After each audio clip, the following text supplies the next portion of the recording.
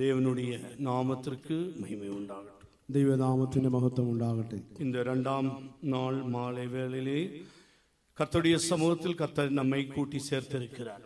ഈ രണ്ടാം ദിവസം സന്ധ്യാസമയത്തിൽ ദൈവസന്നിധിയിൽ കർത്താവ് നമ്മെ കൂട്ടിച്ചേർത്തിരിക്കുന്നു. இந்த இரண்டாம் நாளாகிய இந்த நாளிலும் கூட கர்த்தர் நம்மை ஆசீர்வதிக்கும்படியாக சித்தம் கொண்டிருக்கிறார். ഈ രണ്ടാം ദിവസത്തിലും കർത്താവ് നമ്മെ അനുഗ്രഹിക്കുവാൻ ആഗ്രഹിക്കുന്നു.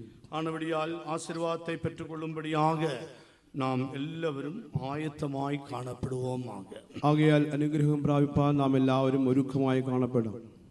நேற்று தியானித்த அதே வசனம் லூகாவின் சுவிசேஷம் 21ஆம் அதிகாரம் அதனுடைய 28ஆம் வசனத்தை வாசிப்போம். കഴിഞ്ഞ ദിവസം ധ്യാനിച്ച വചനം പോലെ ലൂക്കോസിന്റെ സുവിശേഷം 21ആം അധ്യായം അതിന്റെ 28ആമത്തെ വാക്യത്തെ വായിക്കും. ഇത് സംഭവിച്ചു തുടങ്ങുമ്പോൾ നിങ്ങളുടെ വീണ്ടെടുപ്പ് അടുത്തു വരുന്നത് കൊണ്ട് നിവർന്ന് തല പൊക്കുവിൻ. இவைகள் சம்பவிக்க தொடங்கும்போது உங்கள் மீட்பு சமீபமாயிருப்பதால் நீங்கள் நிமிர்ந்து பார்த்து உங்கள் தலைகளை உயர்த்துங்கள் என்றார்.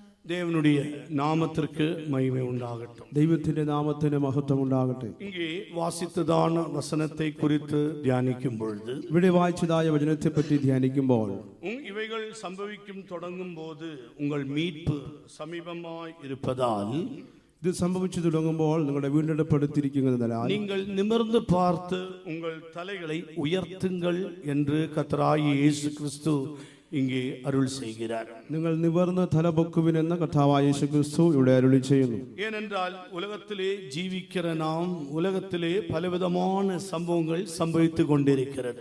ലോകത്തിൽ ജീവിക്കുന്ന നാം പലവിധമായ സംഭവങ്ങൾ സംഭവിച്ചുകൊണ്ടിരിക്കുന്നു. கர்த்தராகிய இயேசு கிறிஸ்து சீக்கிரம் வருவார் என்றதான സത്യത്തെ നാം വിളങ്ങിക്കൊള്ളக்கூடிയവர்களായി കാണപ്പെട வேண்டும். കർത്താവായ യേശു ക്രിസ്തു വേഗം വരുമെന്നതായ സത്യത്തെ നാം ഗ്രഹിക്കണം. യേശു സീക്കിരം വരപ്പോகிறார். യേശു വേഗം വരുവാൻ പോകുന്നു. ആണപടിയാൽ ഇത് കടൈശി കാലമാണപടിയാൽ നമ്മുടെ തലകളെ നാം മേലെ ഉയർത്തി നോക്കിക്കൊണ്ടേ ഇരിക്ക வேண்டும். ആകയാൽ ഇത് അന്ത്യകാലമാകയാൽ നമ്മുടെ തലകളെ ഉയർത്തി നാം മേലോട്ട് നോക്കിക്കൊണ്ടേയിരിക്കണം. തലകൾ ഉയർത്തുவது என்று சொல்லும் பொழுது நாம் എഴുത്തിൻപടി ഉയർത്തുகிறതല്ല. നാം തലകളെ ഉയർത്തുക എന്ന് പറയുമ്പോൾ അത് അക്ഷരികമായി ഉയർത്തുന്ന അനുഭവമല്ല. നമ്മുടെ ആവി ആത്മാ ஆண்டவரை நோக்கிக்கொண்டே இருக்க வேண்டும். ஏனென்றால் அவர் இரண்டாவது நம்மை பாவத்திலிருந்து மீட்க அல்ல, நம்முடைய பரிசுத்தவான்களாய் இருக்கிற நம்மை மீட்கும்படியாக அவர் சீக்கிரம் வரப்போகிறார். നമ്മുടെ ആത്മാവും പ്രാണനും വീണ്ടെടുക്കപ്പെടണം. അവൻ വിശുദ്ധന്മാരെ ചേർക്കുവാൻ വേണ്ടി രണ്ടാമതായി വരുവാൻ പോകുന്നു. ആണപടിയാൽ നാം என்ன செய்ய வேண்டும்? ആകയാൽ നാം എന്താണ് ചെയ്യേണ്ടത്? നാം തലകളെ ഉയർത്തിക്കൊണ്ടേ இருக்க வேண்டும். നാം തലകളെ ഉയർത്തിക്കൊണ്ടേയിരിക്കണം. இங்கே 3 അനുഭവത്തെ കുറിച്ച് നേற்று നാം அதை தியானித்தோம். കഴിഞ്ഞ ദിവസം നാം 3 അനുഭവങ്ങളെ കുറിച്ച് ധ്യാനിക്കുകയുണ്ടായി. முதலாவது അനുഭവത്തെ കുറിച്ച് ധ്യാനിத்தோം. അതിൽ ആദ്യത്തെ ഭാഗത്ത് ധ്യാനിച്ചു. മനുഷ്യൻ 3 വിധത്തിലെ തലകളെ അവൻ അസൈக்கிறான். മനുഷ്യൻ 3 വിധത്തിൽ തല ചലിപ്പിക്കുന്നു.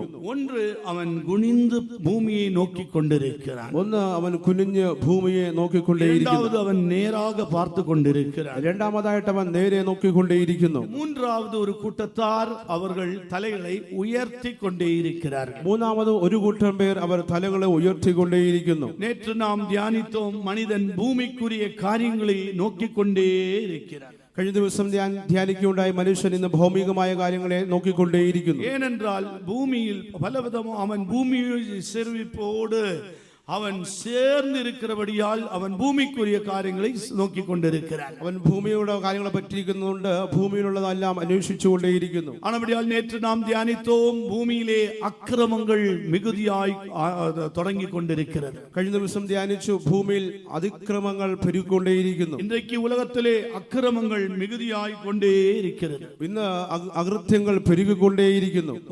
ഒരുവർക്കൊരുവർ ഐക്യമായി സമാധാനമായി ജീവിക്ക മുടിയാതെ ഒരു സൂഴ്நிலையிலே തള്ളപ്പെട്ട് കൊണ്ടിരിக்கிறார். ഒരുവനോട് ഒരുവൻ ഐക്യമായിരിക്കാൻ പറ്റാതെ സമാധാനമായിരിക്കാൻ പറ്റാത്ത ഒരു അവസ്ഥയിൽ കാണപ്പെടുന്നു. കൊലകൾ ചെയ്യുகிறார்கள், കൊലപാതകങ്ങൾ നടത്തുന്നു. അതുപോലെ ബില്ലിശൂന്യം ചെയ്യുகிறார்கள், മന്ത്രവാദങ്ങൾ ചെയ്യുന്നു. ഒരുവർക്ക് വിരോധமாக ஒருவர் அவர்கள் நன்றாக இருக்கும்போது பில்லிசூனியம் செய்கிறார்கள். ഒരുവർ നന്നായിരിക്കും അവർക്ക് വിരോധമായി മന്ത്രവാദങ്ങൾ ചെയ്യുന്നു. இவ்வாறாக மனிதன் ஒருவருக்கு ஒருவர் சத்துருவாய் காணப்படுகிறார். ഇങ്ങനെ മനുഷ്യൻ ഒരുവനായി ശത്രുവായി കാണപ്പെടുന്നു. இதற்கெல்லாம் காரணம் அவர்களில் காணப்படுகிறதான அக்கிரமம் தான். ഇതിനെല്ലാം കാരണം അവരിൽ കാണപ്പെടുന്നതായ അകൃത്യങ്ങൾ. அக்கிரமத்தை நிவர்த்தி செய்ய கர்த்தராகிய இயேசு கிறிஸ்து கல்வாரி சிலுவையிலே நமக்காக பலியானார். അകൃത്യങ്ങളിൽ നിന്ന് വിടുവിപ്പാൻ കർത്താവായ യേശു ക്രിസ്തു നമുക്ക് വേണ്ടി കാൽവരിയിൽ യാഗമായി തീർന്നു. அவர் ஒரு அக்கிரமக்காரா ஒருவராக எண்ணப்பட்டார் என்று வேதாகமத்திலே வாசிக்கிறோம். അവനൊരു അതിക്രമക്കാരനെ പോലെ എണ്ണപ്പെട്ടു എന്ന് തിരുവചനത്തിൽ വായിക്കും. நேற்று நாம் தியானித்தது போல 103ஆம் சங்கீதம் அக்கிரமத்தை மன்னிக்கிறது மாத்திரமல்ல, நம்முடைய நோய்களையும் அவர் குணமாக்குகிறார். കഴിഞ്ഞ ദിവസം ധ്യാനിച്ചതുപോലെ 103ആം സങ്കീർത്തനത്തിൽ നമ്മുടെ അകൃത്യങ്ങളെ മോചിക്കുക മാത്രമല്ല നമ്മുടെ പാപങ്ങളെയും ക്ഷമിക്കുന്നു. நம்முடைய சரீரத்தில் உள்ள நோய்களை குணமாக்குற தேவன், നമ്മുടെ ശരീരത്തിലെ രോഗങ്ങളെ സൗഖ്യമാക്കുന്നതിനായ ദൈവം, அவருடைய தழும்புகளால் குணமானீர்கள் என்று வேதாகமத்திலே நாம் வாசிக்கிறோம். അടിപ്പിണരുകളാൽ സൗഖ്യമായി എന്ന് തിരുവചനത്തിൽ നാം വായിക്കുന്നു. நான் குணமாக்குற தேவன் என்று அவர் அருளி செய்திருக்கிறார். ഞാൻ സൗഖ്യമാക്കുന്ന ദൈവം അവൻ അരുളി ചെയ്തിരിക്കുന്നു. அவர் குணமாக்குற வல்லமை உடைய தேவனாக நம்மத்திலே அவர் உலாவிக் கொண்டிருக்கிறார். അവൻ സൗഖ്യമാക്കുവാൻ ശക്തിയുള്ള ദൈവമായി നമ്മുടെ മധ്യത്തിൽ ഉലാവിക്കൊണ്ടേയിരിക്കുന്നു. நேற்று நம்முடைய உடைந்த இருதயத்தை அவர் குணமாக்கினார் என்ற சத்தியத்தை குறித்து நாம் தியானித்தோம். കഴിഞ്ഞ ദിവസം നമ്മുടെ ഉടഞ്ഞതായ ഹൃദയത്തെ അവൻ സൗഖ്യമാക്കിയതിനെ കുറിച്ച് നാം ധ്യാനിച്ചു. நாம் ஒரு தேவன் நமக்கு ஆத்துமாவை தந்தபோது நாம் ஒரு அவருடைய பாத்திரமாய் நாம் மாற்றப்பட்டோம். കർത്താവ് നമുക്ക് പ്രാണനെ തന്നപ്പോൾ നാം അവന്റെ പാത്രമായി മാറ്റപ്പെട്ടു. அந்த பாத்திரத்திலே அவர் ஆசீர்வாதத்தை வைக்கும்படியாக உங்களை என்னையும் கர்த்தர் தெரிந்தெடுத்தார். ആ പാത്രത്തിൽ അനുഗ്രഹങ്ങളെ വെക്കുവാൻ വേണ്ടി കർത്താവ് എന്നെയും നിങ്ങളെയും തിരഞ്ഞെടുത്തു. ஆனால் അക്രമത്തിനാൽ പാത്രം ഉടൈந்து പോകக்கூடாது. എന്നാൽ അത് അകൃത്യ നിമിത്തമായിട്ട് പാത്രം ഉടഞ്ഞു പോകുവാൻ പാടില്ല. അക്രമത്തിനാൽ പാത്രം ഉടൈந்து പോனால் என்ன സംഭവിക്കും? അകൃത്യത്താൽ പാത്രം ഉടഞ്ഞു പോകുന്നുവെങ്കിൽ എന്താണ് സംഭവിക്കുന്നത്? தேவனுடைய ஆசீர்வாதங்கள் நம்முடைய ஜீவியத்திலே தங்காது. ദൈവിക അനുഗ്രഹങ്ങൾ നമ്മുടെ ജീവിതത്തിൽ നിലനിൽക്കുകയില്ല. அதனால் தான் பழைய ஏற்பாட்டிலே நாம் தியானித்தது போல என் ஜனங்கள் எனக்கு விரோதமாக 2 தீமைகளை செய்தார்கள். പഴയ നിയമത്തിൽ വായിക്കുന്ന പോലെ എന്റെ ജനം 2 ദോഷങ്ങൾ ചെയ്തു. ஒன்று ஜீவ தண்ணீராகிய என்னை விட்டு விட்டார்கள். ഒന്ന് ജീവജലത്തിന്റെ ഉറവയായി എന്നെ അവർ വിട്ടുകളഞ്ഞു. இரண்டாவது அவர் வெடிப்புள்ள தொட்டிகளை அவர் தோண்டிக் கொண்டார்கள். രണ്ടാമതായിട്ട് അവർ പുട്ടക്കിണറുകളെ കുഴിച്ചു. நம்முடைய வாழ்க்கையிலே கர்த்தர் நம்மை விடுவிக்கும்படியாக விரும்புகிறார். നമ്മുടെ ജീവിതത്തിൽ കർത്താവ് നമ്മെ വിടുവിക്കുവാൻ ആഗ്രഹിക്കുന്നു. கர்த்தர் நம்மை விடுதலையாக்க மாத்திரமல்ல, நம்மை சீர்திருத்தும்படியாகவும் விரும்புகிறார். നമ്മുടെ ജീവിതത്തെ കർത്താവ് വിടുവിക്കുക മാത്രമല്ല ആ ജീവിതത്തെ നേരെയാക്കുവാനും ആഗ്രഹിക്കുന്നു. ஆனபடியால் தான் ஏசாயாவின் புத்தகத்திலே தீர்க்கதரிசன புத்தகத்தை வைத்து ஆண்டவராய் இயேசு கிறிஸ்து இவ்வாறு கூறினார். യെശയ്യാവിന്റെ പ്രവചന പുസ്തകത്തിൽ വെച്ച് കർത്താവ് പ്രകാരം പറഞ്ഞു. அங்கே நாம் லூக்காவின் சுவிசேஷத்திலே வாசிக்கும் பொழுது, നാം ലൂക്കോസിന്റെ സുവിശേഷത്തിൽ വായിക്കുമ്പോൾ 4ஆம் அதிகாரம் 18ஆம் வசனத்தை വാசிக்கும் பொழுது, 4ആം അധ്യായത്തിന്റെ 18ാമത്തെ വാക്യം വായിക്കുമ്പോൾ ஏசாயாவின் தீர்க்கதரிசன புத்தகத்திலே அவருக்கு கொடுக்கப்பட்ட இந்த புத்தகத்தை அவர் விரித்தபோது என்று 17ஆம் வசனத்திலே வாசிக்கிறார். യെശയ്യാവിന്റെ പുസ്തകത്തിലുള്ളവൻ എടുത്ത് വിരിച്ച് വായിച്ചതായിട്ട് അവിടെ 17ാമത്തെ വാക്യത്തിൽ വായിക്കും. லூக்காவின் சுவிசேஷம் 4ஆம் அதிகாரம் 17 18 വസനങ്ങളെ വാസിക്കും பொழுது, ലൂക്കോസിന്റെ സുവിശേഷം 4ആം അധ്യായം 17 18 വാക്യങ്ങൾ വായിക്കുമ്പോൾ യെശയ്യാ പ്രവാചകന്റെ പുസ്തകം അവന് കൊടുത്തു. അവൻ പുസ്തകം വിടർത്തി ദരിദ്രന്മാരോട് സുവിശേഷം അറിയിപ്പാൻ കർത്താവിനെ അഭിഷേകം ചെയ്യുകയാൽ അവന്റെ ആത്മാവ് എന്റെ മേലുണ്ട്. ബദ്ധന്മാർക്ക് വിടുതലും കുരുടന്മാർക്ക് കാഴ്ചയും പ്രസംഗിപ്പാനും പീഡിതന്മാരെ വിടുവിച്ചയപ്പാനും കർത്താവിന്റെ പ്രസാദവർഷം പ്രസംഗിപ്പാനും എന്നെ അയച്ചിരിക്കുന്നു എന്ന് എഴുതിയിരിക്കുന്ന സ്ഥലം കണ്ടു. அப்பொழுது ஏசாயா தீர்க்கதரிசியின் புஸ்தகம் அவரிடத்தில் கொடுக்கப்பட்டது. அவர் புஸ்தகத்தை விரித்த போது, கர்த்தருடைய ஆவியானவர் என்மேல் இருக்கிறார், தரித்திரருக்கு சுவிசேஷத்தை பிரசங்கிக்கும்படி என்னை அபிஷேகம் பண்ணினார், இருதயம் நறுங்குண்டவர்களை குணமாக்கவும், சிறைப்பட்டவர்களுக்கு விடுதலையையும், குருடருக்கு பார்வையை பிரசித்தப்படுத்தவும், நொறுங்குண்டவர்களை விடுதலையாக்கவும்.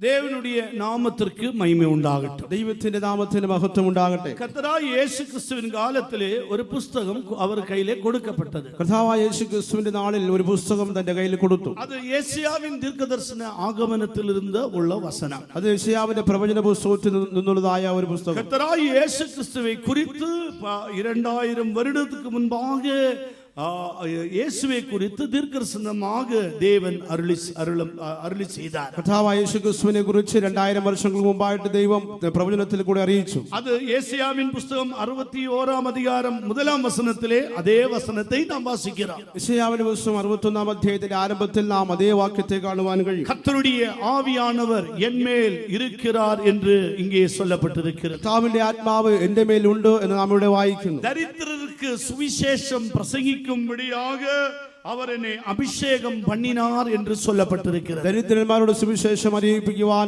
അവൻ എന്നെ അഭിഷേകം ചെയ്തിരിക്കുന്നു നാം വായിക്കുന്നു. தரித்திரர்கள் என்று சொன்னால் ஏழை மக்கள் மாத்திரமல்ல.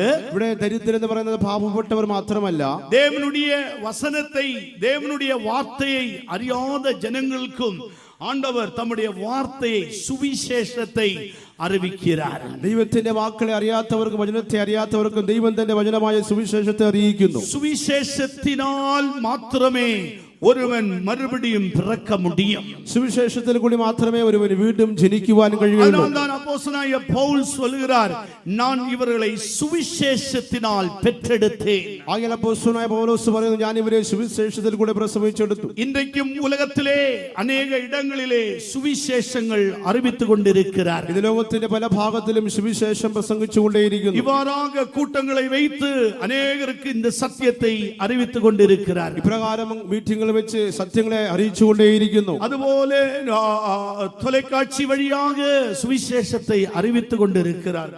മാധ്യമ വഴിയായിട്ടും സുവിശേഷത്തെ അറിയിച്ചുകൊണ്ടേയിരിക്കുന്നു. இப்படி உலகத்திலே பல்வேறு இடங்களிலே சுவிசேஷம் அறிவித்துக் கொண்டிருக்கப்பட்டு கொண்டே இருக்கிறது. ഇതിനെ പല വിധത്തിൽ സുവിശേഷം അറിയിച്ചുകൊണ്ടേയിരിക്കുന്നു. கர்த்தருடைய வருகை மட்டும் சுவிசேஷம் இந்த உலகத்திலே ஆண்டவர் வெளிப்படுத்திக் கொண்டிருக்கிறார். കർത്താവിന്റെ വരവരെയും സുവിശേഷം ദൈവം ലോകത്തിൽ വെളിപ്പെടുത്തിക്കൊണ്ടേയിരിക്കുന്നു. சுவிசேஷத்தை அறிவிக்கும்படியாக தேவன் ஒரு கூட்ட ஊழியக்காரர்களை அபிஷேகிக்கிறார். സുവിശേഷത്തെ അറിയിക്കുവാൻ കർത്താവ് ഒരു കൂട്ടം ശുശ്രൂഷകരെ അഭിഷേകം ചെയ്യുന്നു. இந்த சுவிசேஷமானது மனிதனை மறுரூபமாக்க கூடிய ஒரு சுவிசேஷம். ഈ സുവിശേഷം മനുഷ്യനെ രൂപാന്തരപ്പെടുത്തുന്ന സുവിശേഷം. இங்கே நாம் பார்க்கிறோம், இருதயம் நொறுங்குண்டவர்களை குணமாக்கவும் என்று சொல்லப்பட்டிருக்கிறது. ഇവിടെ വായിക്കുന്നു, മനം തകർന്നവരെ സൗഖ്യമാക്കുന്നു. அதாவது இருதயத்தை உடைந்த இருதயத்தை மறுரூபமாக்கும்படியாக கர்த்தர் விரும்புகிறார். തകർന്ന ഹൃദയത്തെ സൗഖ്യമാക്കുവാൻ ദൈവം ആഗ്രഹിക്കുന്നു. ஏனென்றால் மனிதன் அக்கிரமத்தினால் இருதயம் உடைந்து காணப்படுகிறது.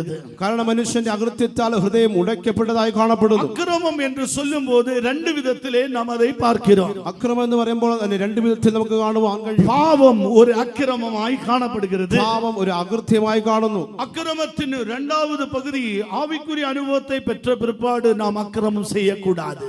പാപത്തിന്റെ അതിക്രമത്തിന്റെ രണ്ടാമത്തെ ഭാഗം രക്ഷിക്കപ്പെട്ടതിന് ശേഷം നാം ആ അനുഭവത്തിൽ പോകാൻ പാടില്ല.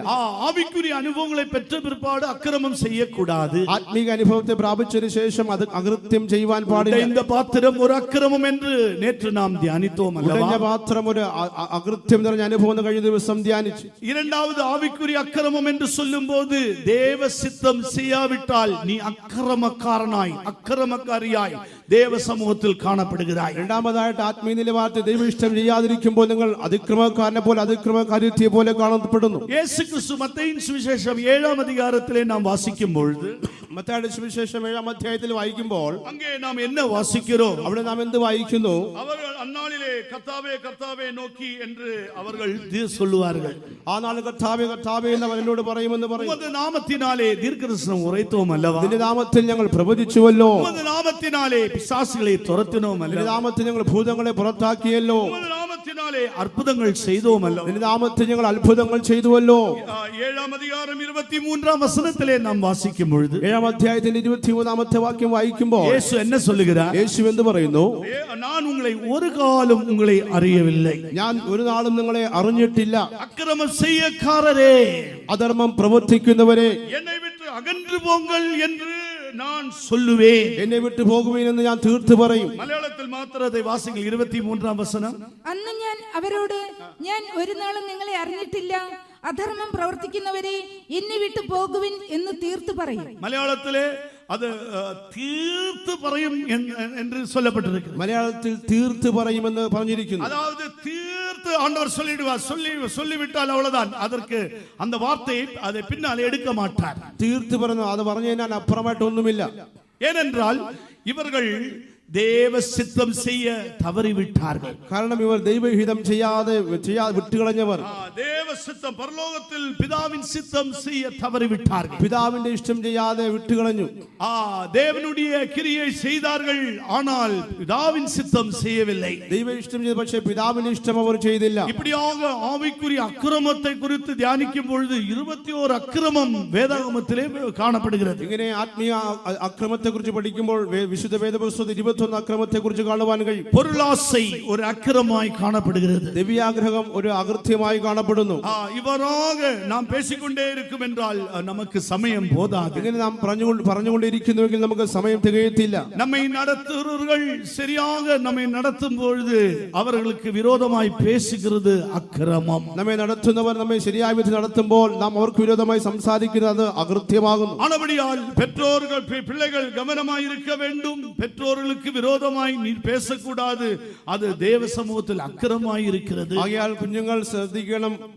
മാതാപിതാക്കൾ നിങ്ങളെ നടത്തുമ്പോൾ അവർക്ക് വിരോധമായി നിങ്ങൾ സംസാരിക്കുന്നുവെങ്കിൽ അതൊരു അകൃത്യമാകും. இப்பொழுது உடைந்த இந்த இருதயமானது அக்கிரமமாய் காணப்படுகிறது. ഇപ്പോൾ ഉടഞ്ഞ ഹൃദയം ഒരു അകൃത്യമായി കാണപ്പെടുന്നു. இந்த அக்கிரமத்திலிருந்து தேவன் நம்மை விடுவிக்க சித்தம் கொண்டிருக்கிறார். ഈ അകൃത്യത്തിൽ നിന്ന് വിടുവിപ്പാൻ ദൈവം ആഗ്രഹിക്കുന്നു. நேற்று தேவன் நம்மை விடுவித்தார். കർത്താവ് നമ്മെ വിടുവിച്ചു. இப்பொழுது நாம் மறுபடியும் புதுப்பிக்கப்பட்ட ஒரு பாத்திரமாக தேவ சமூகத்தில் நாம் கடந்து வந்திருக்கிறோம். വീണ്ടും നാം പുതുപ്പിക്കപ്പെട്ട ഒരു പാത്രമായി ദൈവസന്നിധിയിലേക്ക് കടന്നു വന്നിരിക്കുന്നു. அடுத்ததாக நாம் ஆண்டவர் குணமாக்க விரும்புகிற காரியம் என்ன? വീണ്ടും ദൈവം സൗഖ്യമാക്കുവാൻ ആഗ്രഹിക്കുന്ന കാര്യം എന്താകുന്നു? நம்முடைய பின்மாற்ற நிலவரத்திலிருந்து ஆண்டவர் நம்மை குணமாக்க விரும்புகிறார். നമ്മുടെ പിന്മാറ്റ അവസ്ഥയിൽ നിന്ന് വിടുവിക്കുവാൻ ദൈവം ആഗ്രഹിക്കുന്നു. பின்மாற்ற நிலவரம் என்றால் என்ன? പിന്മാറ്റ അവസ്ഥ എന്ന് പറഞ്ഞാൽ എന്താകുന്നു? தேவனுடைய ஜீவனிலிருந்து அகன்று போகிறதுதான் பின்மாற்றம். ദൈവത്തിന്റെ ജീവനിൽ നിന്ന് അകന്നു പോകുന്ന അവസ്ഥയാകുന്നു പിന്മാറ്റം. ஆனால் நான் எரேமியா 3-ാം அதிகாரம் 22-ാം വചനത്തിലെ വാസിക്കും பொழுது, യിരെമ്യാവിന്റെ പുസ്തകം 3:22 വാക്യത്തിൽ വായിക്കുമ്പോൾ, சீர்கெட்ட பிள்ளைகளே நீங்கள் திரும்புங்கள். വിശ്വാസത്യാഗികളായ മക്കളെ മടങ്ങി വരുവീൻ. வாசிங்க. വിശ്വാസത്യാഗികളായ മക്കളെ മടങ്ങി വരുവിൻ, ഞാൻ നിങ്ങളുടെ വിശ്വാസത്യാഗം മാറ്റിത്തരാം. ഇതാ ഞങ്ങൾ നിന്റെ അടുക്കൽ വരുന്നു, നീ ഞങ്ങളുടെ ദൈവമായ യഹോവയല്ലോ. சீர்கெட்ட பிள்ளைகளே திரும்புங்கள், உங்கள் சீர்கேடுகளை குணமாக்குவேன் என்றார். இதோ உம்மிடத்தில் வருகிறோம், நீரே எங்கள் தேவனாகிய கர்த்தர். சீர்கெட்ட பிள்ளைகள் என்று சொல்லும் போது பின்மாற்ற நிலவரத்தில் இருக்கிறவர்களை தேவன் திருப்பி கொண்டு வரும்படியாய் விரும்புகிறார். വിശ്വാസത്യാഗികൾ എന്ന് പറയുമ്പോൾ പിന്മാറ്റത്തിലിരിക്കുന്നവ അങ്ങനത്തെ വ്യക്തികളെ ദൈവം തിരിച്ചു കൊണ്ടുവരാൻ ആഗ്രഹിക്കുന്നു. பாவம் செய்கிற ஆத்துமா சாகவே சாகும். പാപം ചെയ്യുന്ന ദേഹി മരിക്കും. ஆனபடியால் ஆண்டவர் சொல்லுகிறார், இப்பொழுதே நீ ஒரு யூட்டர்ன் அடித்து நீ வருவாய் என்றால் நான் உன்னுடைய சீர்கேடை நான் குணமாக்குவேன். ആകയാൽ ദൈവം പറഞ്ഞു, നീ ഇപ്പോൾ ഒരു യൂട്ടേൺ എടുത്ത് തിരിഞ്ഞു വരികയാണെങ്കിൽ ഞാൻ നിന്റെ പിന്മാറ്റത്തെ മാറ്റിത്തരാം. മനഃപൂർവ്വமாக യേശുவை நேசிக்கிறவர்களாய் நாம் மாற்றப்பட வேண்டும். മനഃപൂർവ്വമായി യേശുവിനെ സ്നേഹിക്കുന്നവരായി നാം കാണപ്പെടണം. சீர்கெட்ட பிள்ளைகள் என்று சொல்லும்போது பின்மாற்ற நிலவரத்திலே இருக்கிற தேவனுடைய பிள்ளைகள் தேவனை அறிந்த பிற்பாடு நீங்கள் பின்மாற்ற நிலவரத்தில் போனால் கர்த்தர் இந்த ராத்திரி வேளையிலே உங்கள் சீர்கேடுகளை சீர்படுத்தும்படியாக உங்களை ஸ்திரப்படுத்தும்படியாக அவர் വാഞ്ചിக்கிறார். പിന്മാറ്റ അവസ്ഥയിലേക്ക് പോയിരിക്കുന്ന ദൈവമക്കളെ തിരിച്ചു കൊണ്ടുവന്നവരെ ആ പിന്മാറ്റ അവസ്ഥ മാറ്റി നിങ്ങളെ സ്ഥിരപ്പെടുത്തുവാൻ ദൈവം ഈ രാത്രി ആഗ്രഹിക്കുന്നു. നാം என்ன செய்ய வேண்டும்? നാം എന്താണ് അതിനു വേണ്ടി ചെയ്യേണ്ടത്? നാം திரும்பி வரும்படியாக அறிக்கை செய்ய வேண்டும். നാം മടങ്ങി വരുവാൻ വേണ്ടി ഏറ്റുപറയേണ്ടിയിരിക്കുന്നു. திரும்பி வரும்படியாக நாம் அறிக்கை செய்ய வேண்டும். മടങ്ങി വരുവാൻ വേണ്ടി നാം ഏറ്റുപറയേണ്ടിയിരിക്കുന്നു. മനഃപൂർവ്വமாக இயேசுவே நான் உன்னை சிநேகிப்பேன் என்று சொன்னால் நிச்சயம் கர்த்தர் உன்னை சீர்கேடுகளை அவர் சரியாக்குவார். മനഃപൂർവ്വമായ കർത്താവേ ഞാൻ നിന്നെ സ്നേഹിക്കുന്നു പറയുന്നു, കർത്താവ് ആ പിന്മാറ്റത്തെ മാറ്റി തരും.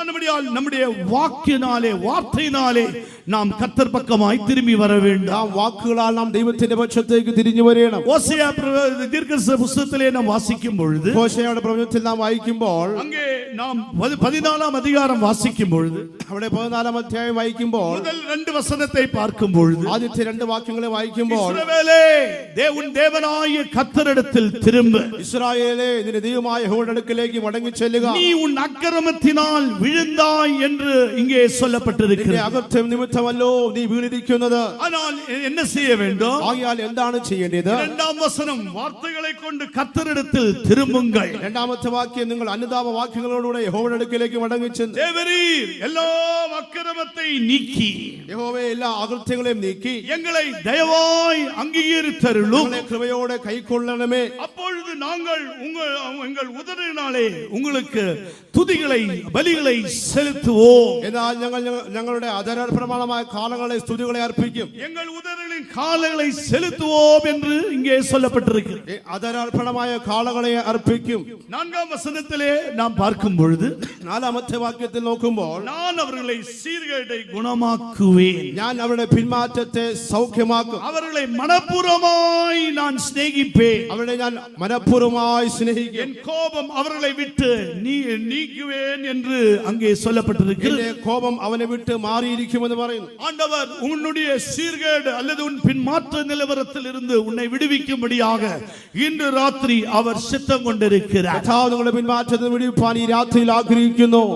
ஆனபடியால் நீ என்ன செய்ய வேண்டும்? ആകയാൽ നിങ്ങൾ എന്താണ് ചെയ്യേണ്ടത്? ஓ உன்னுடைய அக்கிரமத்தில் இருந்து நீ திரும்பி வர வேண்டாம். നിങ്ങളുടെ അകൃത്യങ്ങളിൽ നിങ്ങൾ മടങ്ങി വരണം. ஆண்டவரே நான் பின்மாற்ற நிலவரத்தில் இருக்கிறேன், என்னை விடுவியும். കർത്താവേ ഞാൻ പിന്മാറ്റ അവസ്ഥയിൽ കാണപ്പെടുന്നതിനെ വിടുവിക്കണമേ.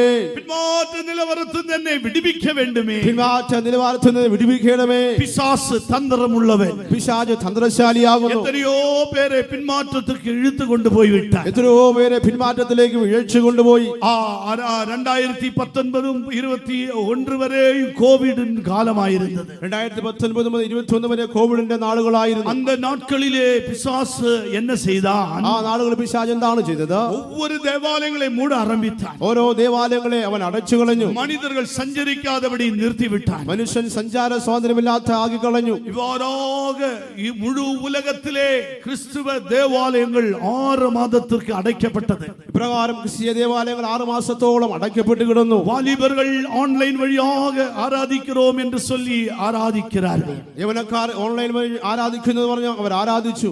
எத்தனையோ பேர் இந்த ஆன்லைன் வழியாய் பார்த்து ஆராதிக்கிறார்கள். മുതിർന്നവരും ഓൺലൈൻ വഴി അവർ ആരാധിക്കുകയുണ്ടായി. தேவ சமூகத்துக்கு வந்து ஆராதிக்கிறதும் ஆன்லைன் வழியாய் ஆராதிக்கிறதும் ரெண்டு வித்தியாசமான அனுபவங்கள். ദൈവസന്നിധിയിൽ ആരാധിക്കുന്നതിനും ഓൺലൈൻ വഴി ആരാധിക്കുന്ന രണ്ട് വ്യത്യാസങ്ങളാകുന്നു. அவ்வாறாக இருந்து வாலிபர்கள் எத்தனையோ வாலிபர்கள் இயேசுவை விட்டு இயேசுவின் ஜீவனை விட்டு அகன்று போய்விட்டார்கள். അപ്രകാരം ഇരുന്ന എത്രയോ യവനക്കാർ യേശുവിൽ നിന്ന് വിട്ട് യേശുവിന്റെ ജീവനിൽ നിന്ന് അവർ അകന്നു പോയി. ஏனென்றால் அவர்களுக்கு அஸ்திபாரத்தை குறித்து அறிவில்லை. എന്നാൽ അവർക്ക് അടിസ്ഥാനത്തെ പറ്റി ഒരു അറിവില്ലായിരുന്നു. இயேசு கிறிஸ்து மூலைக்கல்லாய் இருக்கிறார். യേശു ക്രിസ്തു മൂലക്കല്ലായിരിക്കുന്നു. அப்போஸ்தலர் தீர்க்கதரிசிகள் அஸ்திபார கற்களாக சபையிலே காணப்படுகிறார்கள். അപ്പോസ്തലന്മാരും പ്രവാചകരും അടിസ്ഥാനങ്ങളായി കാണപ്പെടുന്നു. அதற்கு மேலாக ஜீவனுள்ள கல்லாக தேவனுடைய பிள்ளைகள், അതിന്റെ മേളിൽ ജീവനുള്ള കല്ലുകളായ ദൈവമക്കൾ. இந்த அஸ்திபாரத்தை குறித்து அவர்களுக்கு அறிவில்லாமல் போயிற்று. ഈ അടിസ്ഥാനങ്ങളിനെ കുറിച്ച് അവർക്ക് അറിവില്ലാതെ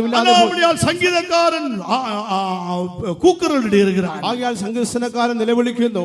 அஸ்திபாரம் அழிந்து போகிறது, உடைந்து போய் கொண்டிருக்கிறது. ആ അടിസ്ഥാന മൂലക്കല്ല് ഉടഞ്ഞു ஓ പോയിരിക്കുന്നു. நீதிமான் என்ன செய்வான்? നീതിമാൻ എന്തു ചെയ്യും? ஆனபடியால் நாம் ஒரு ஸ்திரமான அஸ்திபாரத்தின் மேல் இருக்கிறோம் என்ற சத்தியத்தை இந்த ராத்திரி வேளையிலே உங்களுக்கு நான் அறிவிக்கிறேன். നാം സ്ഥിരമായ ഒരു അടിസ്ഥാനത്തിൽ കാണപ്പെടുന്നു. നാം ഈ രാത്രി കാര്യം നിങ്ങളെ അറിയിക്കുന്നു. ஓ உன்னுடைய பின்மாற்ற நிலவரத்திலிருந்து உன்னை விடுவிக்கும்படியாக இன்றைக்கு கர்த்தருடைய ஆவியானவர் கிரியை செய்ய നിങ്ങളുടെ போகிறார். പിന്മാറ്റ അവസ്ഥ വിടുവിപ്പാൻ ഈ രാത്രി കർത്താവിന്റെ ആത്മാവ് പ്രവർത്തിക്കുന്നു. ஓ பின்மாற்ற நிலவரத்திலிருந்து உன்னை விடுவிக்கும்படியாக. പിന്മാറ്റത്തിന്റെ അവസ്ഥയിൽ നിന്ന് വിടുവിക്കുവാൻ ஒருவேளை நீ அழுது கொண்டிருக்கிறாய். ഒരുപക്ഷെ നിങ്ങൾ അറിഞ്ഞുകൊണ്ടിരിക്കാം, நான் என்னுடைய நிலவரம், என்னுடைய கணவனாருடைய நிலவரம் இவ்வாறு இருக்கிறதே, எப்பொழுது விடுதலையாக்கப்படுவேன்? എന്റെ ഭർത്താവിന്റെ അവസ്ഥ എങ്ങനെയായിരിക്കുന്നല്ലോ, എപ്പോൾ അവർ വിടുവിക്കപ്പെടും? என் கணவனார் பின்மாற்ற நிலவரத்தில் இருக்கிறாரே, എന്റെ ഭർത്താവ് പിന്മാറ്റത്തിന്റെ അവസ്ഥയിൽ என் കാണപ്പെടുന്നു. பிள்ளைகள் பின்மாற்ற நிலவரத்தில் എന്റെ இருக்கிறார்கள், മക്കൾ പിന്മാറ്റത്തിന്റെ അവസ്ഥയിൽ என் കാണപ്പെടുന്നു. மனைவி பின்மாற்ற நிலவரத்தில் എന്റെ இருக்கிறார்கள், ഭാര്യ പിന്മാറ്റത്തിന്റെ അവസ്ഥയിൽ என் കാണപ്പെടുന്നു. சகோதரர்கள் பின்மாற்ற நிலவரத்தில் இருக்கிறார்கள். എന്റെ സഹോദരങ്ങൾ പിന്മാറ്റത്തിന്റെ അവസ്ഥയിൽ ഇരിക്കുന്നു. ஆனால் இன்றைக்கு இயேசுவின் நாமத்தை நீ விசுவாசிப்பாய் என்றால், എന്നാൽ ഇന്ന് യേശുവിന്റെ നാമത്തെ നിങ്ങൾ വിശ്വസിക്കുന്നുവെങ്കിൽ, இயேசுவின் வல்லமையை விசுவாசிப்பாய் என்றால், യേശുവിന്റെ ശക്തിയെ വിശ്വസിക്കുന്നുവെങ്കിൽ, இன்று ராத்திரி ஆண்டவர் தாமே, இன்று இரவு ஆண்டவர் ஒரு அற்புதத்தை செய்ய போகிறார். ഇന്ന് രാത്രി കർത്താവ് ഒരു അത്ഭുതത്തെ ചെയ്യുവാൻ പോകുന്നു. நான் ஒரு இடத்திலே ஊழியம் செய்து கொண்டிருந்த போது ഞാനൊരിടത്തിൽ ശുശ്രൂഷ ചെയ്തുകൊണ്ടിരിക്കുമ്പോൾ அந்த இடத்திலே இடத்திலே டிரான்ஸ்பர் ஆகி போன போது ഒരിടത്തിൽ മാറ്റമായി പോകുമ്പോൾ ஒரு 3 வாரம் பிற்பாடு ஒரு சகோதரி என்னிடத்தில் வந்து அழுது கொண்டு இவ்வாறு சொன்னார். 3 ആഴ്ചകൾക്ക് ശേഷം ഒരു സഹോദരന്റെ അടുക്കൽ വന്ന് കരഞ്ഞുകൊണ്ട് പ്രകാരം പറഞ്ഞു, 11 வருடமாக குடும்ப வாழ்க்கை நான் வாழ்ந்து கொண்டிருக்கிறேன். 11 വർഷമായിട്ട് ഞാൻ കുടുംബജീവൻ നയിക്കുന്നു. 2 பெண் பிள்ளைகள் இருக்கிறார்கள். 2 പെൺമക്കളുണ്ട്. என்னுடைய கணவனார் பின்மாற்ற நிலவரத்தில் இருக்கிறார். എന്റെ ഭർത്താവ് പിന്മാറ്റത്തിന്റെ അവസ്ഥയിൽ அவர் ഇരിക്കുന്നു. கோயிலுக்கு வர மாட்டார். അവർ ആലയത്തിലേക്ക് വരുന്നില്ല. அவர் ஆலயத்துக்கு வர மாட்டார். ആലയത്തിലേക്ക് അവർ വരുന്നില്ല. ஆனால் எங்களை மிகவும் ஆலயத்துக்கு கொண்டு வந்து கார்ல விடுறதுக்கு மிகவும் உற்சாகம் உள்ளவராய் இருக்கிறார். എന്നാൽ ഞങ്ങൾ ആലയത്തിലേക്ക് വാഹനത്തിൽ കൊണ്ടുവിടുവാൻ വളരെ ഉത്സാഹമുള്ളവനായിരിക്കുന്നു. ஏனென்றால் அவர் மதுபானத்தை அருந்துகிறார். അവർ ഒരു മദ്യപാനിയാകുന്നു. அவர் 11 வருடம் மதுபானத்தை அருந்துகிறார். അവർ 11 വർഷമായിട്ട് മദ്യപിച്ചുകൊണ്ടിരിക്കുന്നു. நான் അവரை പോയി பார்த்தேன். ഞാൻ അദ്ദേഹത്തെ പോയി സന്ദർശിച്ചു. பயங்கரமான தோற்றம், ഭയങ്കരമായ ഒരു രൂപം. ஏதாவது பேசினால் நம்மை மடக்கி விட்டுருவார். அவ்வளவுதான். എന്തെങ്കിലും வார்த்தையினால் மடக்கி விட்டுருவார். നാം എന്തെങ്കിലും പറയുകയാണെങ്കിൽ വാക്കിനാൽ നമ്മെ നിർത്തിക്കളയും. சிலருக்கு உடம்பு இருக்காது, வில் பவர் இருக்கும். ചിലർക്ക് ശരീരം കാണത്തില്ലെന്ന വാക്കിൽ പവർ. நல்ல மனசு, നല്ല മനസ്സ്, ദാത്രമായ മനസ്സ്. அப்படி பார்த்து ஒரு முறைத்தால் போது நீங்கள் ஆட ஆரம்பித்து ഒന്ന് നോക്കിയാൽ മതി, വിളക്കുവാൻ തുടങ്ങും. இவரை பிடிக்கும்படியாய் நான் பல சந்தர்ப்பங்களே சாயந்தரம் போயிருக்கேன். ഇവരെ പിടിക്കുവാൻ വേണ്ടി പല സായാഹ്നങ്ങളിൽ അവിടെ പോയി. திடீர்னு பாத்ரூம்குள்ள ஏறிடுவார். വേഗത്തിൽ ബാത്റൂമിൽ പോയി பிள்ளைகள் வந்து பாஸ்டர் பச்சை வந்து சொன்னா ஓடி விடுவார். പാസ്റ്റർ പച്ചൻ വന്നത് കുഞ്ഞുങ്ങൾ പറയുമ്പോൾ ഓടി പോയി കളയും. அப்படியே உட்கார்ந்து காத்திருப்பேன். எப்படிதான் ஓடினார் தெரியல, வீட்டை விட்டு வெளியே ഓടിവിടും. അങ്ങനെ അവിടെ അയാൾക്കായി കാത്തിരി, പക്ഷെ എങ്ങനെ അയാൾ ഓടിക്കളയുമെന്ന് അറിയത്തില്ല. ഭയങ്കരமான ഒരു നബർ, ഒരു ഭയങ്കരമായ ഒരു വ്യക്തി. நான் இந்த சிஸ்டரிடம் சொன்னேன், ഞാൻ ഈ സഹോദരിയോട് പറഞ്ഞു, நீங்கள் அழுது ஜெபிங்க, നിങ്ങൾ കരഞ്ഞു പ്രാർത്ഥിക്കുവീൻ. அவங்க என் மேல் கோபப்பட்டார். അവർ എന്നോട് കോപിച്ചു. நான் 11 வருடமாக அழுது கொண்டிருக்கிறேன். ഞാൻ 11 വർഷമായി കരഞ്ഞുകൊണ്ടേയിരിക്കുന്നു. மனிதர்கள் 2 விதத்தில் அழுவார்கள். മനുഷ്യർ 2 വിധത്തിൽ കരയുന്നു. ஒன்று அப்படியே ஸ்டாச்சு போல சிலை போல இருந்து கண்ணீர் வரும், அது உண்மையான அழுகை அல்ல. ഒരു കൂട്ടം പ്രതിമ പോലെ ഇരുന്നുകൊണ്ട് കരയുന്നു, അത് യഥാർത്ഥമായ കണ്ണീരല്ല. சிலருக்கு அந்த கண்ணீர் பார்த்தோன்னா இனி அழுவேண்டாம் விடு விடு விடு, நான் ஒன்றும் செய்ய மாட்டேன். ചിലർ കണ്ണുനീർ കാണുമ്പോൾ ഇനി കരയണ്ട എന്ന് പറയും. அது அழுகை அல்ல, അത് ഒരു കണ്ണുനീര് അല്ല. நான் சொன்னேன், உங்கள் இருதயத்தை உடைத்து அழுவுங்கள். ഞാൻ പറഞ്ഞു, നിങ്ങളുടെ ഹൃദയത്തെ ഉടച്ച് കരയുവീൻ. நொறுங்கின இருதயத்தை தேவன் புறக்கணியார். തകർന്നതായ ഹൃദയത്തെ ദൈവം തള്ളിക്കളയുകയില്ല. நான் அப்படிதான் அழுதேன்னு சொன்னார்கள். ഞാൻ അപ്രകാരമാകുന്നു കരഞ്ഞതെന്ന് പറഞ്ഞു. நான் சொன்னேன், இப்படி அழுது பாருங்கள், ഇപ്രകാരം നിങ്ങൾ കരഞ്ഞു നോക്കുവീൻ എന്ന് പറഞ്ഞു. ஆனா நல்ல ஒரு விசுவாசி சகோதரி, നല്ല ഒരു വിശ്വാസി സഹോദരി யாரிடம் போய் பரிகாசம் பண்ணவில்லை, ആരോടും പോയി പരിഹസിച്ചില്ല. அவர்கள் അതുപോൽ அழுதார்கள். അവർ അതുപോലെ കരഞ്ഞു. நான் சொன்னேன், நீங்க பயப்படாதே. ഞാൻ പറഞ്ഞു, നിങ്ങൾ ഭയപ്പെടേണ്ട. நான் உபவாச சமயத்தில் இந்த கால் ஜெபம் பண்ணுகிறேன். ഞാനിത് ഉപവാസ പ്രാർത്ഥനയായി പ്രാർത്ഥിക്കാം. ஜெபிக்க ஆரம்பித்தோம். പ്രാർത്ഥിക്കുവാൻ തുടങ്ങി. கர்த்தர் அவரை உடைக்க ஆரம்பித்தார். കർത്താവ് അദ്ദേഹത്തെ ഉടയ്ക്കുവാൻ തുടങ്ങി. கர்த்தருடைய ஆவியானவர் உடைக்க ஆரம்பித்தார். കർത്താവിന്റെ ആത്മാവിനെ ഉടയ്ക്കുവാൻ തുടങ്ങി. அவருடைய இருதயத்தை உடைக்க ஆரம்பித்தார். അവരുടെ ഹൃദയത്തെ ഉടയ്ക്കുവാൻ തുടങ്ങി. ஒரு நாள் 4 கிளாஸ் மதுபானத்தை அறிந்த பிற்பாடு, ഒരു ഗ്ലാസ് 4 ഗ്ലാസ് മദ്യം കഴിച്ചതിന് ശേഷം 5வது கிளாஸுக்கு ஊற்றின பிற்பாடு 5ാമത്തെ ഗ്ലാസ്സിലേക്ക് ഒഴിക്കും. இவர் வெளியே போய் நின்றார். ഇവർ പുറത്തു പോയി നിന്നു. திடீரென்று ஒரு காற்று, പെട്ടെന്നൊരു പനി, காற்று வந்து அவர் அந்த ஆவி பேசுகிறது. പെട്ടെന്ന് കാറ്റ് വന്ന ആത്മാവ് സംസാരിക്കുവാൻ തുടങ്ങി. நீ தற்கொலை பண்ண, உனக்கு நான் தற்கொலை பண்ண ஐடியா கொடுக்கிறேன். നീ ആത്മഹത്യ ചെയ്യുക, അതിനുള്ളതായ ആലോചന ഞാൻ നിനക്ക് തരാം. இவர் சண்டே ஸ்கூல் எல்லாம் படித்தவர், வசனம் எல்லாம் தெரியும். ഇവർ സൺഡേ സ്കൂൾ പഠിച്ച് വചനമെല്ലാം അറിയാന്നുള്ള വ്യക്തി. உடனே பயந்து விட்டார். ഉടനെ അവർ ഭയപ്പെട്ടു പോയി. மனிதர்கள் சொன்னபோது கேட்கவில்லை. മനുഷ്യർ പറഞ്ഞപ്പോൾ അവർ കേട്ടില്ല. தேவன் பிசாசு கையில ஒப்பு கொடுத்தார். ദൈവം പിശാചിന്റെ കയ്യിൽ വിട്ടുകൊടുത്തു. பிசாசு தற்கொலை பண்ண சொல்லுகிற ஐடியா சொல்லி கொடுத்தார். പിശാച് ആത്മഹത്യക്കുള്ളതായ ഉപായങ്ങൾ പറഞ്ഞു കൊടുത്തു. ഓടിപ്പോയി അവരുടെ അക്കാ പുരുഷനെ കെട്ടിപ്പിടിത്താർ. ഓടിപ്പോയി അവരുടെ സഹോദരിയുടെ ഭർത്താവിനെ കെട്ടിപ്പിടിച്ചു. பிசாசு கொல்ல பார்க்கிறது. എന്നെ പിശാച് കൊല്ലുവാൻ നോക്കുന്നു. அவர் உடனே என்னை அழைத்தார். ഉടനെ അവർ എന്നെ വിളിച്ചു. நான் சொன்னேன், ஹால் இருக்குது, தாராளமாய் வந்து ஜெபித்துக் கொள்ளுங்கள். ഞാൻ പറഞ്ഞു, ഹാൾ ഉണ്ട്, ധാരാളമായി വന്ന് പ്രാർത്ഥിച്ചുകൊള്ളുവീൻ. ஆனா நான் ஜெபிக்க மாட்டேன். എന്നാൽ ഞാൻ പ്രാർത്ഥിക്കുകയില്ല. அவருக்கு விடுதலை வேண்டும் என்றால் அவரே ஜெபித்துக் கொள்ளட்டும். അവർക്ക് വിടുതൽ വേണമെങ്കിൽ അവർ തന്നെ പ്രാർത്ഥിക്കട്ടെ. வர சொன்னேன். വരാൻ പറഞ്ഞു. வந்து அழுது ஜெபிக்க ஆரம்பித்தார். വന്ന് കരഞ്ഞ് പ്രാർത്ഥിക്കുവാൻ തുടങ്ങി. விசிட்டிங் போய் 10:30க்கு வந்தேன். ഞാൻ വിസിറ്റിങ്ങിന് പോയിട്ട് 10:30ക്ക് വന്നു. பார்த்தபோது உருண்டு உருண்டு அழுது கொண்டிருக்கிறார். നോക്കിയപ്പോൾ കിടന്നിങ്ങനെ ഉരുണ്ട് കരയുന്നു. என்னுடைய ஆவியிலே தெரிய வந்தது, இவருக்கு ஆண்டவர் தொட ஆரம்பித்து എന്റെ விட்டார். ആത്മാവിൽ തോന്നി കർത്താവിനെ തൊടുവാൻ തുടങ്ങി. கர்த்தர் பெரிய ஒரு மனம் திரும்புதலை அந்த ராத்திரி கட்டளையிட்டார். കർത്താവ് ഒരു വലിയ മാനസാന്തരത്തെ ആ രാത്രിയിൽ കൽപ്പിച്ചു. அருமையானவர்களே, வீட்டுக்கு வந்து எல்லாம் அந்த பாட்டில் எல்லாம் வீசி விட்டார். പ്രിയമുള്ളവരെ, ഭവനത്തിലേക്ക് പോയിട്ട് എല്ലാ കുപ്പികളും എടുത്ത് എറിഞ്ഞു.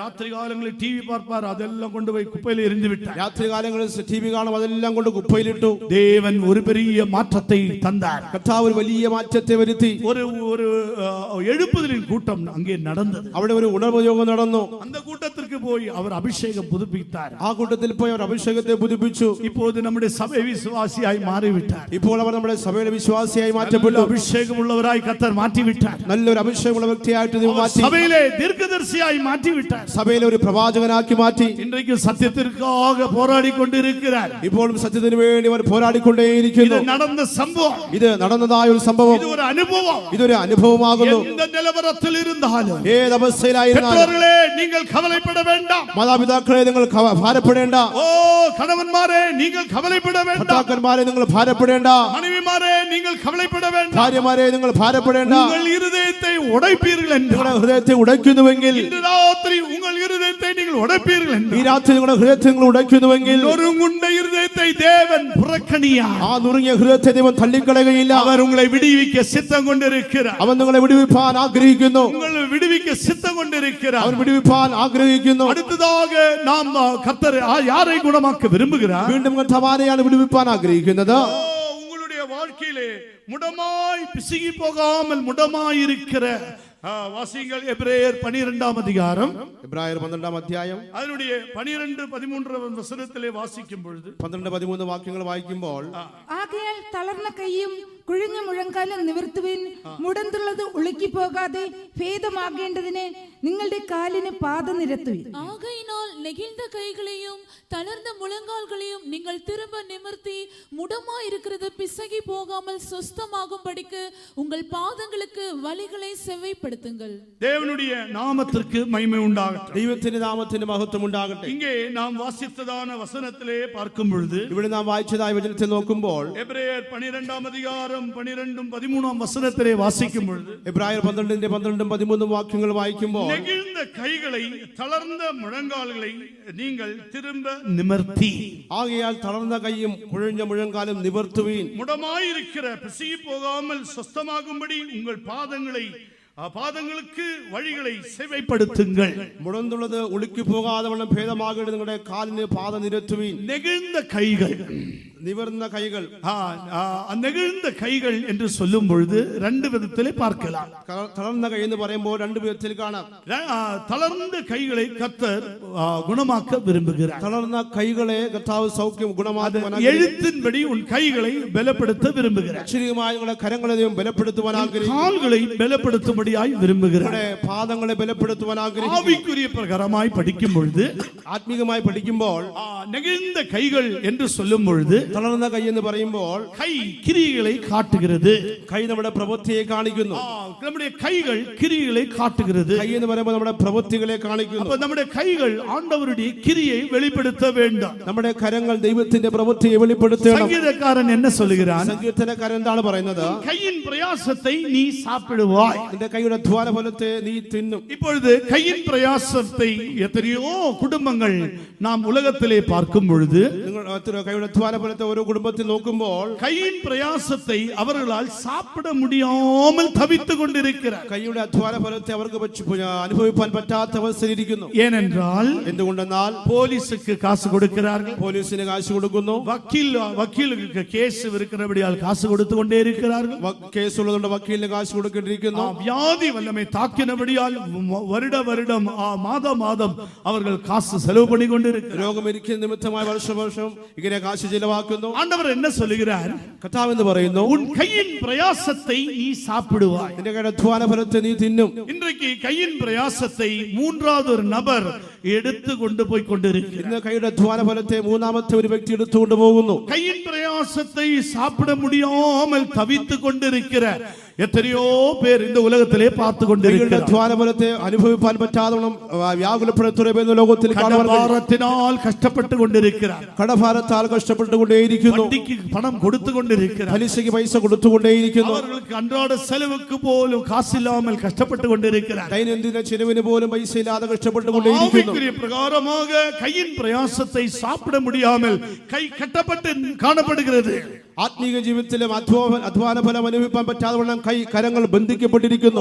நெகிழ்ந்த கைகளை கர்த்தர் குணமாக்க இன்றைக்கு ராத்திரி சித்தம் கொண்டிருக்கிறார். തളർന്ന കൈകളെ ബലപ്പെടുത്തുവാൻ കർത്താവ് രാത്രിയിൽ മനസ്സായിരിക്കുന്നു. உன் கையின் பிரயாசத்தை ஆசீர்வதிக்கும்படியாக சித்தம் கொண்டிருக்கிறார். നിന്റെ കൈയുടെ അധ്വാന ഫലത്തെ അനുഗ്രഹിക്കുവാൻ കർത്താവ് ആഗ്രഹിക്കുന്നു. உனக்கு நஷ்டம் வராதபடி கர்த்தர் உன்னை ஆசீர்வதிக்க சித்தம் கொண்டிருக்கிறார். അനുഗ്രഹിപ്പാൻ കർത്താവ് ആഗ്രഹമായിരിക്കുന്നു. நீ ஏன் அலைந்து திரிந்து நடங்க வேண்டாம்? നിങ്ങൾ എന്തുകൊണ്ടാണ് അലഞ്ഞ് തിരി നടക്കണം? நீ ஏன் கடன் வாங்கி ஜீவிக்க வேண்டாம்? നിങ്ങൾ എന്തുകൊണ്ടാണ് കടം മേടിച്ചുകൊണ്ട് ജീവിക്കണം? நீ ஏன் அட்வொகேட்டுக்கு காசு கொடுத்து கொடுத்து கொடுத்து கொடுத்து உன் வாழ்க்கையை அழித்து கொள்ள வேண்டாம்? നിങ്ങൾ എന്തിനാണ് വക്കീൽ പൈസ കൊടുത്ത് കൊടുത്ത് നിങ്ങളുടെ ജീവിതത്തെ നശിപ്പിച്ചുകൊണ്ടിരിക്കണം? நமக்காக வாதிக்கும்படியாக ஒரு வழக்கறிஞர் இயேசு இருக்கிறார். നമുക്കായി വാദിപ്പാൻ ഒരു വക്കീൽ നമുക്കുണ്ടല്ലോ. வேதாகமத்தில் சொல்லப்பட்டிருக்கிறது, he is an advocate.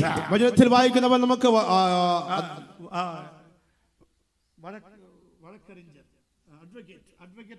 Advocate ആയിരിക്കും. அட்வொகேட் நமக்காக இருக்கிறாரே. നമുക്കൊരു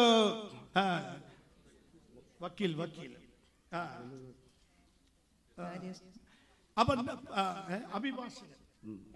அப்ப நாம் தேவன் நமக்கு அட்வொகேட்டா இருக்கும் பொழுது ദൈവം നമുക്ക് അഭിഭാഷകനായിരിക്കുമ്പോൾ நாம் ஏன் கவலைப்பட வேண்டும்? നാം എന്തുകൊണ്ട് ഭാരപ്പെടണം? இந்த அட்வொகேட் எப்படி உள்ளவர் தெரியுமா? ഈ അഭിഭാഷകൻ എങ്ങനെയുള്ളവൻ? எப்படி உள்ளவர் தெரியுமா? എപ്രകാരമുള്ളവൻ? பிதாவின் வலது வாரிசத்திலே வீற்றிருந்து இரவும் பகலும் நமக்காக பரிந்து பேசிக் கொண்டிருக்கிற ஒரு நல்ல அட்வொகேட். പിതാവിന്റെ സന്നിധി നമുക്ക് വേണ്ടി രാവും പകലും മധ്യസ്ഥം ചെയ്യുന്ന ഒരു കാര്യസ്ഥൻ. இன்றைக்கு சிலர் சொல்வார்கள், நான் ஜெபித்து ஜெபித்து டயர்டாய் கொண்டிருக்கிறேன். ഇത് ചിലർ പറഞ്ഞു, ഞാൻ പ്രാർത്ഥിച്ച് പ്രാർത്ഥിച്ച് ക്ഷീണിച്ച് തളർന്നു പോയിരിക്കുന്നു. முன்னாட்களை போல ஜெபிக்க முடிகிறதில்லை. മുൻ നാളുകളെ പോലെ പ്രാർത്ഥിക്കുവാൻ കഴിയുന്നില്ല. ஏதோ இவர்களுடைய பலத்திலே ஜெபிக்கிற மாதிரி காட்டுகிறார். ഏതോ ഇവരുടെ സ്വയബലത്തിൽ പ്രാർത്ഥിക്കുന്നത് പോലെ. அது தவறு. അത് തെറ്റ്. ஆவியானவர் நமக்குள்ளே இருக்கும் பொழுது, ആത്മാവ് നമ്മുടെ ഉള്ളിൽ വസിക്കുമ്പോൾ அவர் நமக்காக விண்ணப்பங்களும் வேண்டுதலையும் செய்கிறார். അവൻ നമുക്ക് വേണ്ടി പക്ഷപാതം യാചനകൾ ചെയ്യുന്നു. உன்னுடைய கைகளை இந்த இரவு பலப்படுத்த விரும்புகிறார். നിങ്ങളുടെ കരങ്ങളെ കർത്താവ് രാത്രികാലം ബലപ്പെടുത്തുവാൻ ആഗ്രഹിക്കുന്നു. வந்தது என்று நீ உன்னை யோசித்துக்கொள். എന്നാൽ വന്നു നീ ചിന്തിച്ചു കൊള്ളുക. தேவனுக்குரியது நீ கொடுக்காவிட்டால் உன் கைகள் நெகிழ்ந்து காணப்படும். ദൈവത്തിനുള്ള നിങ്ങൾ കൊടുക്കാതിരിക്കും, നിങ്ങളുടെ കൈകൾ തളർന്നു പോകും. உன்னுடைய கையின் பிரயாசம் வேற வேஸ்டாக போகிறது என்றால் நீ அதை சிந்தித்து மனம் திரும்ப வேண்டும். നിങ്ങളുടെ കൈകളുടെ ഫലം നഷ്ടപ്പെട്ടു പോകുന്നുവെങ്കിൽ നിങ്ങൾ ചിന്തിച്ച് മടങ്ങി വരണം. இன்றைக்கு கர்த்தர் உன்னுடைய கைகளை பலப்படுத்த விரும்புகிறார். ഇന്ന് കർത്താവ് നിങ്ങളുടെ കൈകളെ ബലപ്പെടുത്തുവാൻ ആഗ്രഹിക്കുന്നു. முடந்தமாய் இருக்கிற கால்களை பலப்படுத்த விரும்புகிறார். മുടന്തമായ കാലുകളെ ബലപ്പെടുത്തുവാൻ ആഗ്രഹിക്കുന്നു. எழுத்தின்படி பலப்படுத்த விரும்புகிறார். അക്ഷരീയമായി തന്നെ ബലപ്പെടുത്തുവാൻ ആഗ്രഹിക്കുന്നു. முடந்தமான அனுபவத்தில் காணப்படுகிறவர்களை கர்த்தர் நடக்க பண்ண மானை போல ஓட பண்ண விரும்புகிறார். മുടന്തുള്ളതായ അനുഭവത്തിലിരിക്കുന്നവരെ ദൈവം നടക്കുവാനും മാനെ പോലെ ഓടിക്കുവാനും ആഗ്രഹിക്കുന്നു. நடக்கிறது கால்கள் என்று சொல்லும் பொழுது, കാലുകൾ എന്ന് പറയുമ്പോൾ தேவ அன்பினால் நடக்கிற அனுபவத்தை காட்டுகிறது. ദൈവ സ്നേഹത്താൽ നടക്കുന്ന അനുഭവത്തെ കാണിക്കുന്നു. இன்றைக்கு தேவ அன்பினால் நாம் நடக்கிறோமா? ഇത് നാം ദൈവ സ്നേഹത്താൽ നടക്കുന്നുവോ? தேவ அன்பினால் நிறைந்து நாம் நடந்து கொண்டிருக்கிறோம். ദൈവ സ്നേഹത്താൽ നിറഞ്ഞു നാം നടക്കുന്നുവോ? தேவனுடைய அன்பினால் நிறைந்து கொண்டு அவருடைய கற்பனைகளை கைக்கொள்கிறோம். ദൈവ സ്നേഹത്താൽ നിറഞ്ഞുകൊണ്ട് നമ്മുടെ കൽപ്പനകളെ கர்த்தராகிய പ്രമാണിക്കുന്നു. இயேசு கிறிஸ்து என்ன சொன்னார்? കർത്താവായ യേശു ക്രിസ്തു എന്ന് പറഞ്ഞു. மத்தேயு சுவிசேஷம் 22 அதிகாரத்திலே வாசிக்கும் பொழுது, മത്തായിയുടെ സുവിശേഷം 22 അധ്യായത്തിൽ വായിക്കുമ്പോൾ, உன் தேவனாகிய கர்த்தரை നിന്റെ ദൈവമായ യഹോവയെ முழு இருதயத்தோடும் മുഴു ഹൃദയത്തോടും முழு ஆத்துமாவோடும் പൂർണ്ണാത്മാവോടും കൂടി முழு பலத்தோடும் മുഴുവനത്തോടും കൂടി அன்பு கூறுவாயாக. സ്നേഹിക്കണം. மார்க்கின் சுவிசேஷம் 5 அதிகாரத்திலே முழு வல்லமையோடு அன்பு கூறுவாயாக என்று இயேசு சொன்னார். മാർക്കോസിന്റെ സുവിശേഷം 5 അധ്യായത്തിൽ മുഴു ബലത്തോടുകൂടെ സ്നേഹിക്കണം. இன்றைக்கு உன்னுடைய நடக்கை எப்படிப்பட்ட நடக்கையாயிருக்கிறது? ഇന്ന് നിങ്ങളുടെ നടപ്പ് എപ്രകാരമായിരിക്കുന്നു? உன்னுடைய நடக்கை உலகத்தின் பிரகாரமாக உலகத்தின் வேஷத்துக்கு பின்னாலே நீ நடந்து கொண்டிருக்கிறாயா? ഇന്ന് നിങ്ങളുടെ നടപ്പ് ലോകത്തിന്റെ വേഷത്വമാണോ? அல்லது பிசாசு சொல்லுகிறது போல நீ நடந்து கொண்டிருக்கிறாயா? ഇല്ലെങ്കിൽ പിശാച് പറയുന്ന പോലെയാണോ നടന്നുകൊണ്ടിരിക്കുന്നത്? நீ ரெண்டு எஜமானுக்கு ஊழியம் செய்ய முடியாதே. രണ്ട് യജമാനെ സേവിപ്പാൻ പറ്റത്തില്ലല്ലോ. கர்த்தர் உன்னுடைய கால்களை பலப்படுத்த விரும்புகிறார். കർത്താവിന്റെ പാദങ്ങളെ ബലപ്പെടുത്തുവാൻ ആഗ്രഹിക്കുന്നു. தேவன்பினால் தேவ சித்தத்தின்படி நடக்கும்படியாக கர்த்தர் உன் கால்களை இன்று இரவே பலப்படுத்த விரும்புகிறார். ദൈവസ്നേഹത്താൽ ദൈവഹിത പ്രകാരം നടക്കുവാൻ ദൈവം നിങ്ങളുടെ പാദങ്ങളെ ബലപ്പെടുത്തുന്നു. தேவ சித்தமில்லாத வழிகள் அல்ல, தேவ சித்தத்தின்படி உள்ள வழிகள். ദൈവഹിതമല്ലാത്ത വഴികളല്ല, ദൈവഹിത പ്രകാരമുള്ളതായ വഴികൾ. தேவன்பினால் நிறைந்த ஒரு ஜீவியம், அதுதான் ஆண்டவரோடு நடக்கிற அனுபவம். ദൈവസ്നേഹത്താൽ നിന്നുള്ള അനുഭവം, അതാണ് ദൈവത്തോട് നടക്കുന്ന അനുഭവം. ஏனோக்கு தேவனோடு நடந்தான் என்று திருவசனத்திலே வாசிக்கிறோம் அல்லவா? ദൈവത്തോട് കൂടെ നടന്നു ദൈവത്തിന്റെ വചനത്തിൽ നാം വായിക്കുന്നു. தேவனோடு கூட நடக்கிற ஒரு ஜீவியம் நாம் செய்யும்படியாய் அழைக்கப்பட்டிருக்கிறோம். ദൈവത്തോട് കൂടെ നടക്കുന്നതായ ഒരു ജീവൻ ചെയ്യുവാൻ നാം വിളിക്കപ്പെട്ടിരിക്കുന്നു. ராத்திரி இந்த கட்டுகளை கர்த்தர் அவிழ்க்க போகிறார். ഈ രാത്രി ആ കെട്ടുകളെ ദൈവം അഴിക്കുവാൻ പോകുന്നു. கர்த்தர் உன் பின்மாற்ற நிலவரத்தை சீர்கட்டை മാറ്റ போகிறார். കർത്താവിന്റെ പിന്മാറ്റത്തിന്റെ അവസ്ഥ വിടുവിക്കുവാൻ விசுவாசிக்கிறேன். എത്ര പേർ വിശ്വസിക്കുന്നു? கரங்களை உயர்த்துங்கள். കരങ്ങളെ ഉയർത്തുവീൻ. கர்த்தரை மகிமைப்படுத்திக் கொண்டே இருங்கள். കർത്താവിനെ മഹത്വപ്പെടുത്തിക്കൊണ്ടേ ഇരിക്കുവീൻ.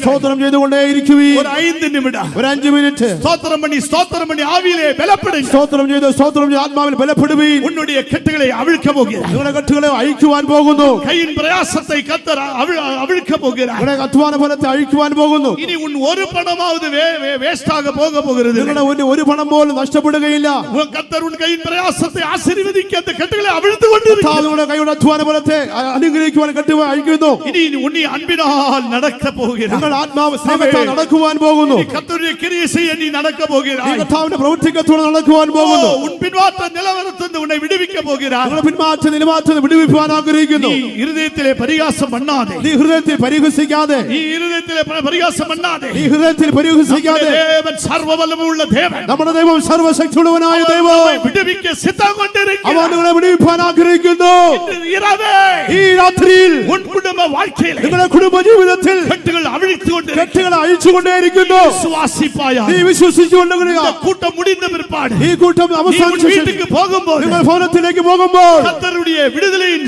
கட்டுகள் அவிழ்த்ததை நீ மகிமைப்படுத்த போகிறாய். നിങ്ങളുടെ കെട്ടുകൾ അഴിക്കപ്പെടുന്ന അനുഭവത്തെ മഹത്വപ്പെടുത്തുവാൻ പോകുന്നു. வாயை விரிவாய் திற. നിന്റെ വായ വിസ്താരത്തിൽ തുറക്കുക. கர்த்தர் நன்மையால் நிறைக்கட்டும். കർത്താവ് നന്മയാൽ നിറയ്ക്കട്ടെ. வாயை வெட்கப்படாதே. നീ ലജ്ജിക്കേണ്ട, வெட்கப்படாதே. കാണിക്കേണ്ട. கர்த்தாவே, കർത്താവേ, நான் ஒரு പിന്മാറ്റക്കാരൻ. ഞാനൊരു പിന്മാറ്റക്കാരൻ. ஆண்டவர் ஆலயத்தில் வந்தும் பின்மாற்ற நிலவரத்தில் இருக்கிறேன். ദൈവമേ, ആലയത്തിൽ വന്നിട്ടും ഒരു പിന്മാറ്റക്കാരനായിരിക്കുന്നു. நேசிக்க முடியவில்லை. എനിക്ക് നിന്നെ സ്നേഹിക്കുവാൻ പറ്റുന്നില്ല. நேசிக்க முடியவில்லை. എന്നെ സ്നേഹിക്കുവാൻ കഴിയുന്നില്ല. உன்னுடைய பிரமாணத்தை கைக்கொள்ள முடியவில்லை. അവരുടെ പ്രമാണത്തെ അനുസരിപ്പാൻ പറ്റുന്നില്ല. கையின் பிரயாசம் எல்லாம் എന്റെ അധ്വാന ഫലങ്ങളെല്ലാം சத்துரு கொண்டு போகிறது. ശത്രു കൊണ്ടുപോകുന്നല്ലോ. என் கையின் பிரயாசத்தை எல்லாம் എന്റെ കയ്യിൽ അധ്വാന ഫലത്തെ பிசாசு கொண்டு போகுது. പിശാച് കൊണ്ടുപോകുന്നു. தேவ சித்தமல்ல. അത് ദൈവഹിതമല്ല. இன்றைக்கு இரவே ഈ രാത്രിയിൽ கர்த்தாவே, அந்த கட்டுகளை அவிழ்க்க வேண்டும். കർത്താവേ, കെട്ടുകൾ അഴിക്കണമേ. அன்பினால் நான் நடக்கட்டும். സ്നേഹത്താൽ ഞാൻ നടക്കട്ടെ. அன்பினால் கிரியை செய்யட்டும். സ്നേഹത്താൽ ഞാൻ പ്രവർത്തിക്കട്ടെ. ஆமென். எல்லாரும் வாயை திறந்து அந்நிய பாஷைகளை பேசு. എല്ലാവരും വായത്തുടർന്ന് അന്യഭാഷയിൽ സംസാരിക്കുവീൻ. ஆவியிலே தேவனை ആരാധனை ആത്മാവിൽ ദൈവത്തെ ആരാധിക്കുവീൻ. செய்யும்போது விடுதலை உண்டாகும். അങ്ങനെ ചെയ്യുമ്പോൾ വിടുതലുണ്ടാകും. புதிதாக வந்தவர்கள் പുതിയതായിട്ട് വന്നവർ இயேசுவே என்று கூப்பிடு. യേശുവേ എന്ന് വിളിക്കുവീൻ. இயேசுவே என்று கூப்பிடு. യേശുവേ എന്ന് വിളിക്കുവീൻ. வியாதியின் வல்லமை இருந்தால் രോഗത്തിന്റെ ശക്തി ഉണ്ടെങ്കിൽ இயேசுவே என்னை ரட்சியும். യേശുവേ എന്നെ രക്ഷിക്കണമേ. இயேசுவே என்னை விடுதலையாக்கும். യേശുവേ എന്നെ വിടുവിക്കണമേ. நீ அப்படி சொன்னால் നീ അങ്ങനെ പറയുന്നുവെങ്കിൽ இன்று இரவே ഈ രാത്രിയിൽ இயேசுவின் வல்லமை, യേശുവിന്റെ ശക്തി, இயேசுவின் அதிகாரம், യേശുവിന്റെ അധികാരം உன் வியாதி வல்லமை கட்டுகளை அவிழ்க்கிறது. രോഗശക്തികളെ അഴിക്കുന്നു.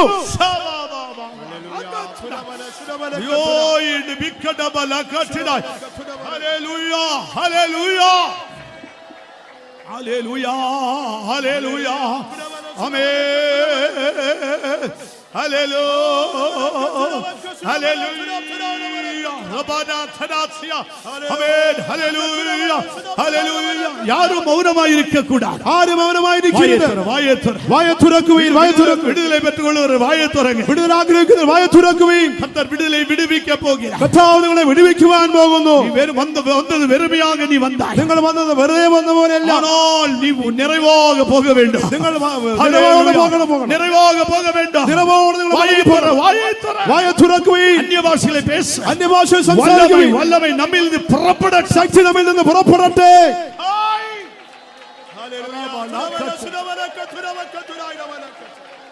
ഹല്ലേലൂയ, ഹല്ലേലൂയ, ഹല്ലേലൂയ. റബഖശകതൈ ഹൈകത്തിന്റെ ബലഖതൈ നബാനിയാദറസിയ റബഖതൈ ഹോലിമനാഥരാജിയ. ഹല്ലേലൂയ, പ്രൈസ് ദി ലോർഡ്. സ്തോത്രം, സ്തോത്രം.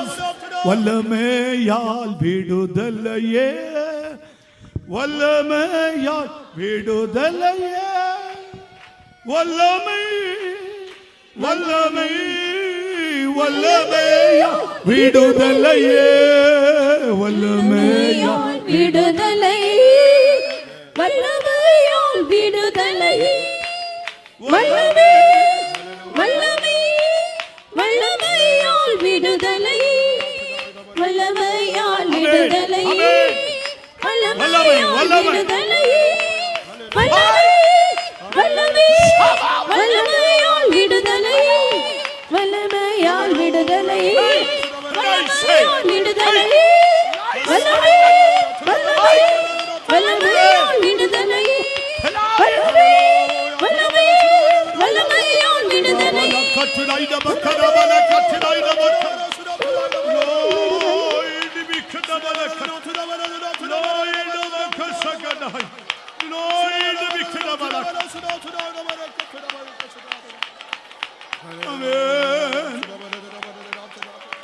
Hallelujah.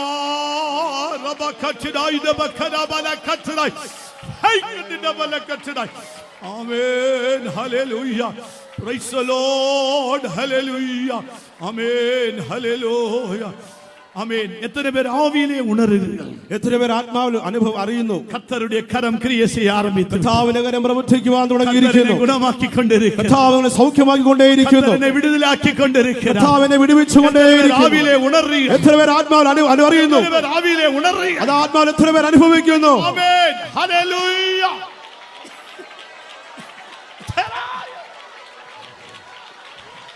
തരാബാല ശകതബാല കത്തുദായി. Hallelujah. Praise the Lord. Hallelujah. Hallelujah. Hallelujah. Amen. Hallelujah. Amen. Hallelujah. இப்பொழுது நாம் விசுவாசித்து விட்டோம். ഇപ്പോൾ നാം വിശ്വസിച്ചിരിക്കുന്നു. സന്ദേഹപ്പെടവേ കൂടാ. നാം സംശയിക്കരുത്. கர்த்தர் விடுவித்தார். കർത്താവ് വിടുവിച്ചു. கர்த்தரின் குடும்ப வாழ்க்கையை அவர் திருப்பி விட்டார். കർത്താവ് നമ്മുടെ കുടുംബജീവിതത്തെ തിരിച്ചു വിട്ടിരിക്കുന്നു. കെട്ടുകളെല്ലാം അഴിച്ചു വിട്ടാർ. കെട്ടുകളെല്ലാം അഴിച്ചു വിട്ടിരിക്കുന്നു. ഞാൻ വിടുവിക്കപ്പെട്ടിരിക്കുന്നു. വിശ്വസിക്കുന്നവர்கள் എല്ലാവരും കരങ്ങളെ ഉയർത്തി സ്തോത്രിപ്പോ. വിശ്വസിക്കുന്നവർ കരങ്ങളെ ഉയർത്തി സ്തോത്രം ചെയ്യുവീൻ. സ്തോത്രം, സ്തോത്രം, സ്തോത്രം, സ്തോത്രം, സ്തോത്രം, സ്തോത്രം, സ്തോത്രം, സ്തോത്രം, സ്തോത്രം, സ്തോത്രം, സ്തോത്രം, സ്തോത്രം, സ്തോത്രം. Praise the Lord. സ്തോത്രം. அடுத்தபடியாக தலைகளை நேராக நோக்கி பார்க்கிற ஒரு கூட்டத்தார். അടുത്തതായിട്ട് തലകളെ നേരെ നോക്കുന്നതായ ഒരു കൂട്ടം പേർ. அவர்கள் யார்? അവരാരാകുന്നു? அவர்கள் கர்த்தராகிய இயேசு கிறிஸ்துவின் இரத்தத்தினால் மீட்டெடுக்கப்பட்ட கூட்டத்தார். അവർ കർത്താവായ യേശു ക്രിസ്തുവിന്റെ രക്തത്താൽ വീണ്ടെടുക്കപ്പെട്ടവരാകുന്നു. அல்லது രക്ഷിப்பை கிறிஸ்துയേசுவினால் രക്ഷിப்பை அடைந்த நபர்கள். ക്രിസ്തുയേശുവിൽ കൂടെ രക്ഷയുടെ അനുഭവത്തെ പ്രാപിച്ച அந்த രക്ഷിക്കപ്പെട്ട கூட்டத்தார், ആ രക്ഷിക്കപ്പെട്ടതായ കൂട്ടർ கிறிஸ்துவின் அந்த பிரமாணத்தை கைக்கொண்டு ஜீவிக்கும்படியாய் விரும்புகிற கூட்டத்தார். അവർ ക്രിസ്തുവിന്റെ പ്രമാണങ്ങളെ അനുസരിച്ച് ജീവിപ്പാൻ ആഗ്രഹിക്കുന്ന ഒരു കൂട്ടം ജനം. ஞானஸ்நானத்தை எடுத்து ജലസ്നാനമെടുത്ത് പരിശുദ്ധാവിൻ അഭിഷേകത്തെ பெற்று പരിശുദ്ധാത്മാവിന്റെ അഭിഷേകം പ്രാപിച്ച് அவர்கள் ஒரு திருப்தியுள்ள ஒரு வாழ்க்கை வாழ்ந்து கொண்டிருக்கிறார்கள். ഒരു തൃപ്തികരമായ ഒരു ജീവിതം നയിക്കുന്നവരാകുന്നു. அவருடைய அனுபவங்கள் என்ன? അവരുടെ അനുഭവം എന്താകുന്നു? ഞാൻ രക്ഷിക്കപ്പെട്ടேன், ஞானஸ்நானம் எடுத்தேன், പരിശുദ്ധാവിൻ അഭിഷേകം பெற்றுக்கொண்டேன். ഞാൻ രക്ഷിക്കപ്പെട്ടു, ജലസ്നാനം സ്വീകരിച്ചു, അഭിഷേകവും പ്രാപിച്ചു. இவர்கள் தான் நேராக நோக்கி பார்க்கிற கூட்டத்தார். ഇവരാകുന്നു നേരെ നോക്കുന്നതായ കൂട്ടർ. ஆனால் கிறிஸ்துவினுடைய அந்த அறிவுக்கு அந்த வளர்ச்சிக்கு அடையும்படியாக விரும்பாத ஒரு கூட்டத்தார். എന്നാൽ ക്രിസ്തുവിന്റെ പ്രായത്തിന്റെ അളവിനെ ആഗ്രഹിക്കാത്ത ഒരു കൂട്ടം പേര്. அவர்கள் என்ன செய்வார்கள்? അവർ എന്താണ് ചെയ്യുന്നത്? அவர்கள் രക്ഷിപ്പടஞ்சாத்தி பரிசுத்தாவின் அபிஷேகம் பெற்றுவிட்டேன் ஆனபடியால் நான் பரலோகத்துக்கு போவேன். ഞാൻ രക്ഷിക്കപ്പെട്ടിരിക്കുന്നു, പരിശുദ്ധാത്മാവിന് അഭിഷേകം പ്രാപിച്ചു, അതുകൊണ്ട് ഞാൻ സ്വർഗ്ഗത്തിൽ പോകുമെന്ന് അറിയുന്നു. ஏனென்றால் இயேசு என்ன சொன்னார்? എന്നാൽ യേശു എന്താണ് പറഞ്ഞത്? ஒருவன் ஜலத்தினாலும் ஆவியினாலும் பிறவாவிட்டால் தேவனுடைய ராஜ்யத்துக்கு பிரவேசிக்க முடியாது. ഒരുവൻ വെള്ളത്താലും ആത്മാവിനാലും ജനിച്ചില്ല എങ്കിൽ ദൈവരാജ്യത്തിൽ പ്രവേശിക്കുകയില്ല. இப்படி ஒரு இயேசுவின் பிரமாணத்தை நிறைவேற்றினபடியால் நானும் பரலோகத்துக்கு காணப்படுவேன் என்று சொல்லி ஒரு திருப்திகரமான ஒரு ஜீவியத்தை செய்து கொண்டிருக்கிற ஒரு கூட்டத்தார். യേശുവിന്റെ പ്രമാണത്തെ ഞാൻ അനുസരിച്ചതുകൊണ്ട് ഞാൻ സ്വർഗ്ഗത്തിൽ പോകുമെന്ന് അങ്ങനെ ആശിച്ച് ജീവിക്കുന്ന ഒരു കൂട്ടം പേർ. தேவாலயத்திலே 2 பேர் போய் சென்று ஜெபித்தார்கள். ദേവാലയത്തിലേക്ക് 2 പേർ പോയി പ്രാർത്ഥിച്ചു. அதிலே ஒருவன் என்ன எப்படி ஜெபித்தான்? അതിൽ ഒരുവൻ എങ്ങനെയാണ് പ്രാർത്ഥിച്ചത്? ஆண்டவரே, இந்த மனிதனை போல பாவியாய இந்த மனிதனை போல இல்லாதபடியால் உம்மை நான் வாழ்த்துகிறேன். ദൈവമേ, പാപിയായി മനുഷ്യനെ പോലെ ഞാൻ അല്ലായകയെ ഞാൻ നിന്നെ സ്തുതിക്കുന്നു. அவன் என்ன செய்கிறான்? അവൻ എന്താണ് ചെയ്യുന്നത്? ലൂക്കാവിൻ സുവിശേഷം 18-ാം അധ്യായം 10-ാം വചനത്തിലെ വാസിക്കുമ്പോൾ, ലൂക്കോസിന്റെ സുവിശേഷം 18-ാം അധ്യായത്തിന്റെ 10-ാമത്തെ വാക്യം വായിക്കുമ്പോൾ, இப்பொழுது நேரமில்லை, എല്ലാം വായിക്കുവാൻ ഇപ്പോൾ സമയമില്ല. இங்கே அவர்கள் தேவாலயத்தில் போன பரிசேயன் மற்றவன் ஆயக்காரன். ദേവാലയത്തിലേക്ക് പോയി ഒരുവൻ പരീശനും മറ്റവൻ ചുങ്കക്കാരനും. தேவாலயத்திலே பரிசேயன் நின்று எப்படி ஜெபிக்கிறான்? ദേവാലയത്തിൽ നിന്ന് പരീശൻ പ്രകാരമാണ് പ്രാർത്ഥിച്ചത്.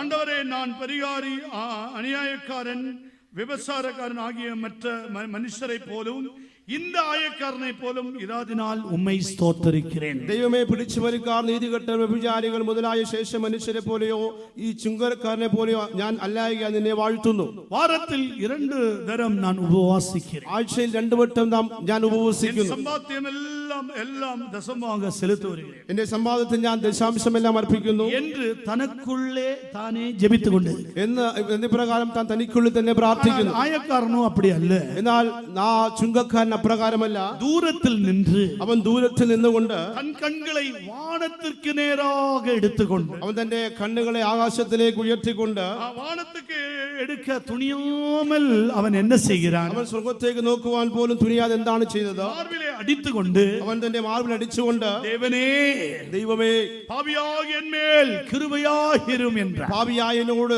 കരുണ തോന്നണമേ. அப்பொழுது கர்த்தர் அங்கே என்ன சொல்லுகிறார்? അപ്പോൾ അവിടെ കർത്താവ് എന്താണ് പറയുന്നത്? அவனல்ல, இவனே நீதிமானாக்கப்பட்டவனாய் தன் வீட்டிற்கு திரும்பி போவான். അവനല്ല, ഇവനത്രേ നീതിമാനായി തന്റെ ഭവനത്തിലേക്ക് പോയത്. ஏனென்றால் தன்னைத்தான் உயர்த்துகிறவன் தாழ்த்தப்படுகிறான். എന്തുകൊണ്ടെന്നാൽ തന്നെത്താൻ ഉയർത്തുന്നവൻ താഴ്ത്തപ്പെടും. தன்னைத்தான் தாழ்த்துகிறவன் உயர்த்தப்படுகிறான். തന്നെത്താൻ താഴ്ത്തുന്നവൻ ഉയർത്തപ്പെടും. இங்கே நேராக நிற்கிறவர், நேராக நோக்கி பார்க்கிறவருடைய அனுபவம் இதுதான்.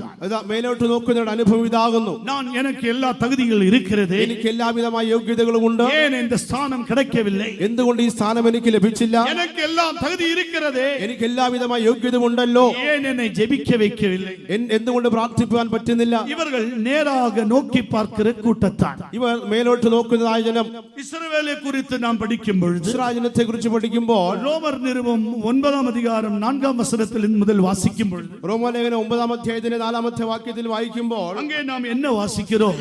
അവിടെ നാം എന്താണ് വായിക്കുന്നത്? அவர்கள் இஸ்ரவேல் புத்திர ஸ்வீகாரம் உள்ளவர்கள், പുത്രസ്വീകാരമുള്ളവർ അവരെ പറ്റി പറയുന്നു. அவர்கள் மகிமை உள்ளவர்கள், അവർ മഹത്വമുള്ളവർ, அவர்கள் உடன்படிக்கைகளும் அவருக்கு உண்டு, അവർ പ്രമാണങ്ങളും അവർക്കുള്ളത്. நியாயப்பிரமாணம் உண்டு, ന്യായപ്രമാണമുണ്ട്, தேவாராதனை உண்டு, ദൈവാരാധനയുണ്ട്, வாக்குத்தத்தங்கள் உண்டு, വാഗ്ദത്തങ്ങളുണ്ട്. அவர் எல்லாம் அவர்களுடையது.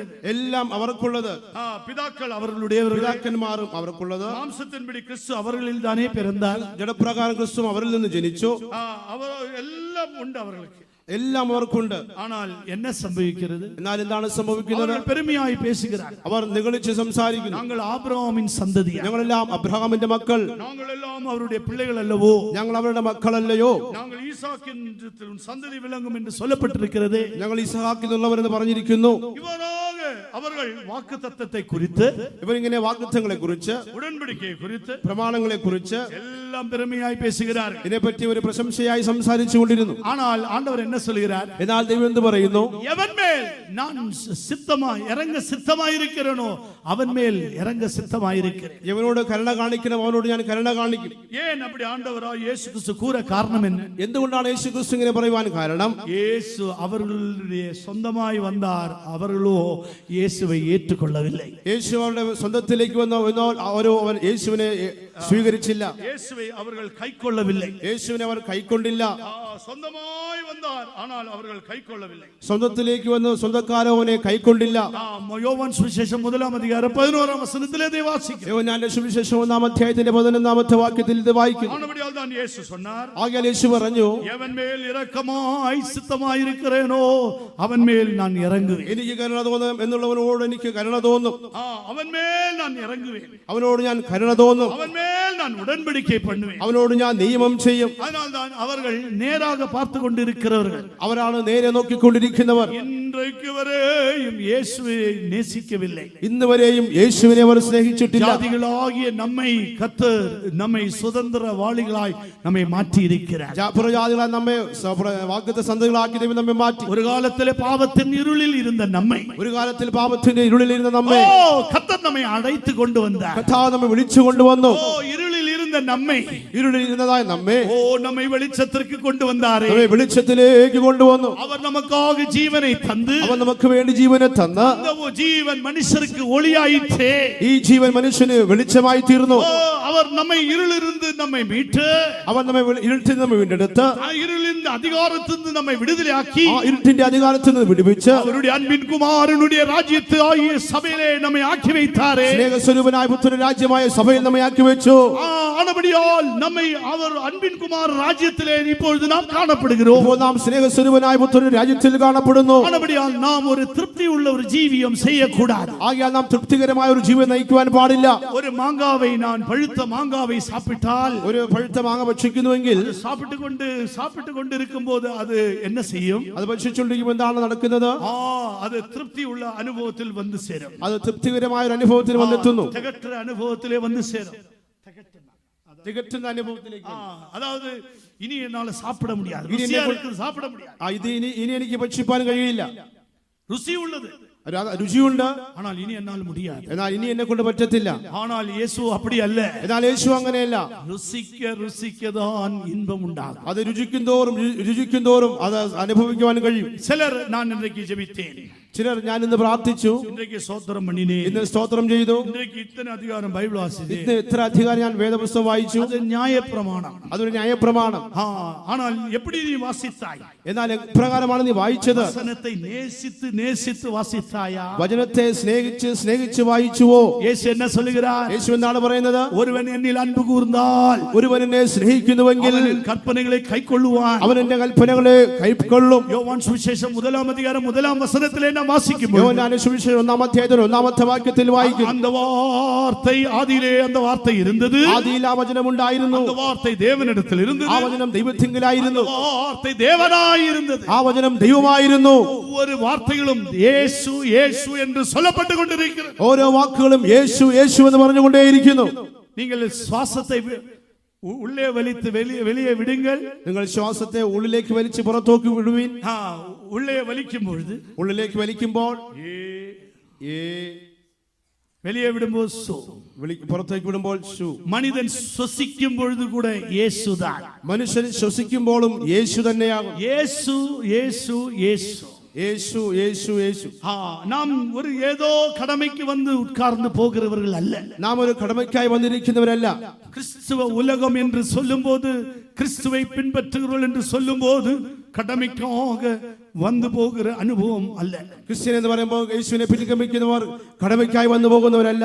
ആദികാലങ്ങളിലെ പെന്തക്കോസ്തിൻ അനുഭവത്തെ കുറിച്ച് നാം കേൾവിപ്പെടുമ്പോൾ, ആരംഭ നാളിൽ പെന്തക്കോസ്തിന്റെ അനുഭവത്തെ കുറിച്ച് നാം കേൾക്കുമ്പോൾ, சத்தியத்திற்காக அவர்கள் ஜீவனை விட்ட எத்தனையோ தேவ ஊழியர்களும் விசுவாசிகளும் நாம் சபையிலே பார்த்திருக்கிறோம். സത്യത്തിനായി ജീവനെ കൊടുത്ത എത്രയോ ശുശ്രൂഷകരെയും വിശ്വാസികളെയും നാം സഭയിൽ കാണുന്നു. ஆனால் இன்றைக்கோ மரண பயம். എന്നാൽ ഇന്നോ മരണത്തിന്റെ ഭയം, மரித்து விடுவேனோ என்றதான மரண பயம், മരിച്ചു പോകുമോ എന്നുള്ളതായ മരണഭയം. ஏனென்றால் இயேசுவை நேசிக்காதபடியால். എന്തുകൊണ്ടെന്നാൽ യേശുവിനെ സ്നേഹിക്കാത്ത നിമിത്തം. வசனம் என்ன சொல்லுகிறது? വചനം എന്ത് പറയുന്നു? பூர்ண அன்பு பயத்தை புறம்பே தள்ளும். തികഞ്ഞ സ്നേഹം ഭയത്തെ പുറത്താക്കും. இப்போ இயேசுவை நேசிக்க முடியறதில்ல. ഇപ്പോൾ യേശുവിനെ സ്നേഹിക്കുവാൻ കഴിയുന്നില്ല. நான் ஒரு சென்டர் பாஸ்டரை கவனித்துக் கொண்டிருந்தேன். ഞാനൊരു സെൻട്രൽ പാസ്റ്ററെ ശുശ്രൂഷിച്ചുകൊണ്ടിരിക്കുമ്പോൾ அவருக்கு வாகனம் ஓட்டுகிறதும் அவர் கவனிக்கிறதும் எல்லாம். അവർക്ക് വാഹനം ഓടിക്കുകയും സഹായിക്കുകയും ചെയ്തുകൊണ്ടിരുന്നു. அவர் மரிக்கும் தருவாயிலே, അവർ മരിക്കുന്ന നേരത്തിൽ அவர் மூலியமாக விசுவாசத்துக்கு ரட்சிப்புக்குள்ளே வந்த ஒரு டாக்டர் ഡോക്ടർ സിസ്റ്ററും അവരുടെ ഹസ്ബൻഡ് ജഡ്ജും. അവരുടെ കൂടെ വിശ്വാസത്തിൽ കടന്നു വന്ന ഡോക്ടർ സിസ്റ്ററും അവരുടെ ഭർത്താവ് ജഡ്ജ് സഹോദരനും அவர்கள் இரவு இவர்களை பார்க்க வந்தார். രാത്രിയിൽ ഇവരെ കാണുവാൻ വേണ്ടി വന്നു. அந்த இரவு பாஸ்டருடைய ரூம்ல நாங்கள் எல்லாம் உட்கார்ந்து இருக்கிறோம், ஜெபித்துக் கொண்டு இருக்கிறோம். അവർ അന്ന് രാത്രി ഞങ്ങൾ പാസ്റ്റർ റൂമിൽ ഇരുന്ന് പ്രാർത്ഥിച്ചുകൊണ്ടിരുന്നു. அப்படி இருக்கும்போது பாஸ்டர் உடனே கூப்பிட்டார். അങ്ങനെ ഇരിക്കുമ്പോൾ പാസ്റ്റർ ഉടനെ വിളിച്ചു. படுத்த படுக்கையிலே கூப்பிடுறார். കിടക്കുന്ന കിടപ്പിൽ തന്നെ വിളിച്ചു. அப்போது நாங்கள் இரவும் பகலமாக ஏதாவது சொல்லிக் கொண்டிருப்பாரேன்னு சொல்லி நாங்கள் என்ன அப்பச்சான்னு கேட்டோம். ഞങ്ങൾ അപ്പച്ചനടുക്ക് പോയി എന്താ അപ്പച്ചാന്ന് ചോദിച്ചു. அப்பொழுது இவர் சொன்னார். അപ്പോൾ ഇവർ പറഞ്ഞു, இயேசுவும் தூதன்மாரும் வந்திருக்கிறார்களே, യേശുവും ദൂതന്മാരും വന്നിരിക്കുന്നു, நான் போகட்டுமா? ഞാൻ പോകട്ടെ?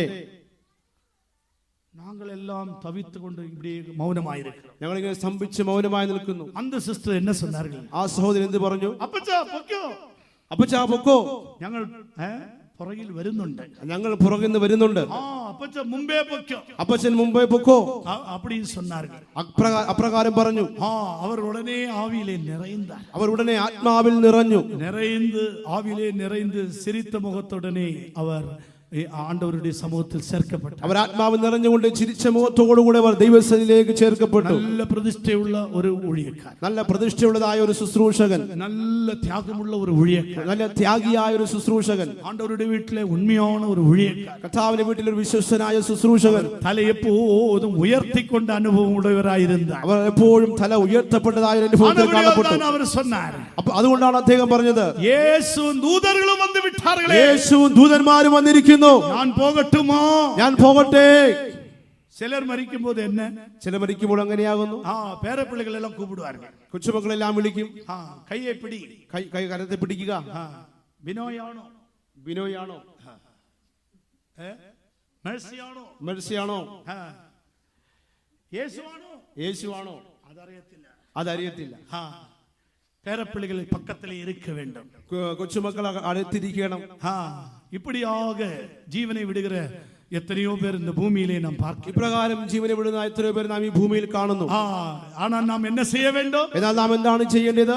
യേശുവേ യേശുവേ என்று சொல்லி ஆண்டவர் சமூகத்துக்கு போகணும். യേശുവേ യേശുവേ എന്ന് പറഞ്ഞുകൊണ്ട് നാം ദൈവസന്നിധിയിലേക്ക് പോകണം. அதுதான் நம்பிக்கை, അതാകുന്നു പ്രത്യാശ. அந்த நம்பிக்கையுள்ள தேவனுடைய பிள்ளை கையில வருது, அல்லேலூயா சொல்லுங்க. ആ പ്രത്യാശയുടെ കരമത്തെ ഹല്ലേലൂയ പറഞ്ഞാട്ടെ.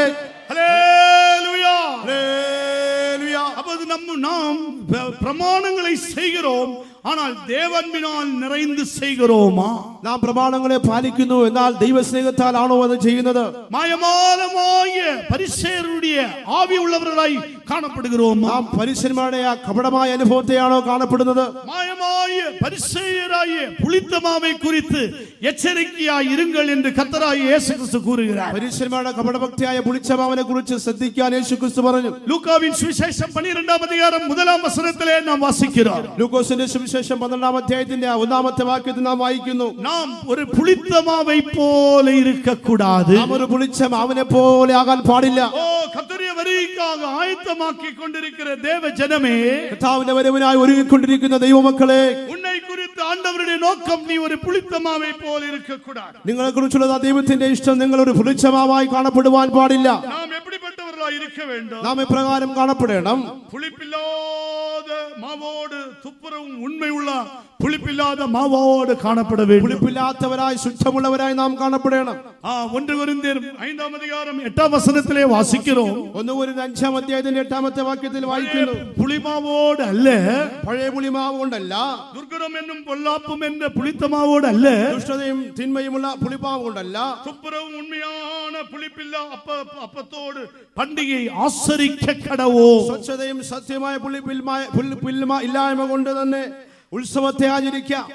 நாம் துப்புரவும் உண்மை உள்ளவராயிருக்க வேண்டும். നാം സ്വച്ഛതയും സത്യമുള്ളവരായിരിക്കണം. அப்படிப்பட்டவர்களுக்கு எல்லா நாளும் பண்டிகை, അങ്ങനെയുള്ളവർക്ക് എപ്പോഴും ഉത്സവം തന്നെ. கர்த்தருக்குள் எப்போதும் அவர்கள் சந்தோஷமாயிருப்பார்கள். കർത്താവിൽ അവർ എപ്പോഴും സന്തോഷമായിരിക്കും. அவர்கள் நம்பிக்கையாயிருப்பார்கள். കർത്താവിൽ അവർ പ്രത്യാശയുള്ളവരായിരിക്കും. சோதனைகள் வரும்போது ஆவியிலே பலப்பட்டு கொண்டிருப்பார்கள். പരിശോധന വരുമ്പോൾ ആത്മാവ് നിറഞ്ഞുകൊണ്ടേയിരിക്കും. വ്യാധി വല്ലവിൽ വരുമ്പോൾ ആവിയിലെ ബലപ്പെട്ട് രോഗങ്ങൾ വരുമ്പോൾ അവർ ആത്മാവ് നിറഞ്ഞ് സൗഖ്യം പ്രാപിക്കും. പ്രാപിച്ചുകൊണ്ടേയിരിക്കും. ദേവൻ ആവിയായിരിக்கிறார். ദൈവം ആത്മാവായിരിക്കുന്നു. അവരെ തൊഴുതു കൊള്ളുகிறவர் ആവിയോடு ഉണ്மையோடு தொழுது கொள்ள வேண்டும். അവരെ ആരാധിക്കുന്നവൻ ആത്മാവിലും സത്യത്തിലും ആരാധിക്കണം. உங்களுடைய ஆராதனை இடங்களிலே ஆவியோடு உண்மையோடு தொழுது கொள்கிறீர்களா? നിങ്ങളുടെ ആരാധനത്തിൽ ആത്മാവിലും സത്യത്തിലും നിങ്ങൾ ആരാധിക്കുന്നുവോ? யாரோ ஸ்டேஜிலே பாட்டு பாடி டான்ஸ் ஆடுகிறார்கள், அதை நீ வேடிக்கை பார்த்து கொண்டிருக்கிறாயா? ആരോ സ്റ്റേജിൽ പാട്ട് പാടി ഡാൻസ് കളി അതിനെ നിങ്ങൾ കാഴ്ചക്കാരെ പോലെ കണ്ടുകൊണ്ടിരിക്കുന്നുവോ? அப்படி ஆகாதே. അങ്ങനെ ആയിരിക്കരുത്. தேவனுடைய சபையிலே ദൈവത്തിന്റെ സഭയിൽ தேவனை உண்மையோடும் ஆவியோடும் உண்மையோடு தொழுது கொள்ள வேண்டும். ആത്മാവിലും സത്യത്തിലും അവനെ ആരാധിക്കണം. ஆவியானவர் தேவனுடைய சபையிலே வல்லமையாய் அசைவாட வேண்டும். ആത്മാവ് ദൈവത്തിന്റെ സഭയിൽ ശക്തിയോടെ ക്രിയ ചെയ്യണം. ஆவியானவர் வரங்களால் ஜொலிக்க வேண்டும். ആത്മാവ് വരങ്ങളാൽ ജ്വലിക്കണം. ஆவியானவர் வல்லமையான தூதுகளை தர வேண்டும். ആത്മാവ് ശക്തിയോടെ ദൂതുകളെ നൽകണം. ஓ நாம் போகிறதான ஆலயம் எப்படிப்பட்ட ஆலயமாய் இருக்கிறது? നിങ്ങൾ പോകുന്ന ആലയം എപ്രകാരമുള്ള ആലയമായിരിക്കുന്നു? ஒரு செத்ததான ஆராதனையாய் இருக்கிறதா? ഒരു ചത്ത ആരാധനയാണോ? தேவன் அங்கே வாசம் பண்ண முடியாதே. ദൈവത്തിന് അവിടെ വസിക്കുവാൻ കഴിയുകയില്ല. பேருக்காக நீ வேதாமத்தை வாசிக்கிறாயா? എന്റെ പേരിന് വേണ്ടി വചനത്തെ വായിക്കുന്നുവോ? பேருக்காக ஆவியில்லாமல் ஜெபித்துக் கொண்டிருக்கிறாயா? പേരിന് വേണ്ടി ആത്മാവില്ലാതെ പ്രാർത്ഥിച്ചുകൊണ്ടിരിക്കുന്നുവോ? அப்படி இருப்பாய் என்றால் അങ്ങനെ ആയിരിക്കുന്നുവെങ്കിൽ கர்த்தர் நம்மை கண்டு துக்கப்படுகிறார். കർത്താവ് നമ്മെ കണ്ട് ദുഃഖിക്കും. ஓ என்னுடைய இரத்தத்தினால் மீட்டுக் கொள்ளப்பட்டதான என்னுடைய சபையை பார்த்து ஆண்டவர் துக்கப்படுத்திக் கொண்டிருக்கிறார். തന്റെ രക്തത്താൽ വീണ്ടെടുക്കപ്പെട്ട തന്റെ സഭയെ നോക്കി ദൈവം ദുഃഖിച്ചുകൊണ്ടേയിരിക്കും. அருமையான தேவனுடைய பிள்ளைகளே, പ്രിയ ദൈവത്തിന്റെ മക്കളെ, நீங்கள் எங்கே போனாலும் ஆவியிலே உண்மையோடு ஆவியோடு தொழுது கொள்ள வேண்டும். നിങ്ങൾ എവിടെ പോയാൽ ആത്മാവിലും സത്യത്തിലും ദൈവത്തെ ആരാധിക്കണം. ஆவியின் பிரசங்கத்தை கேட்க வேண்டும். ആത്മാവുള്ള ദൂതുകളെ കേൾക്കണം. ஆவியின் வரங்கள் சபையில் கிரியை செய்ய வேண்டும். ആത്മാവിന്റെ വരങ്ങൾ സഭയിൽ പ്രവർത്തിക്കണം. அப்பொழுதுதான் சபை தலைகள் உயர்த்தப்பட முடியும். അപ്പോൾ മാത്രമേ സഭയ്ക്ക് തലകളെ ഉയർത്തുവാൻ കഴിയുകയുള്ളൂ. ஆகையால் கர்த்தர் இறங்க வேண்டும் என்றால் ആകയാൽ ദൈവം ഇറങ്ങണമെങ്കിൽ ஓ நீ தலையை நிமிர்ந்து பார்க்கிறதல்ல, ഈ തലകളെ നേരെ നോക്കുന്നതല്ല, தலைகளை உயர்த்துகிற காலம் இதுவே.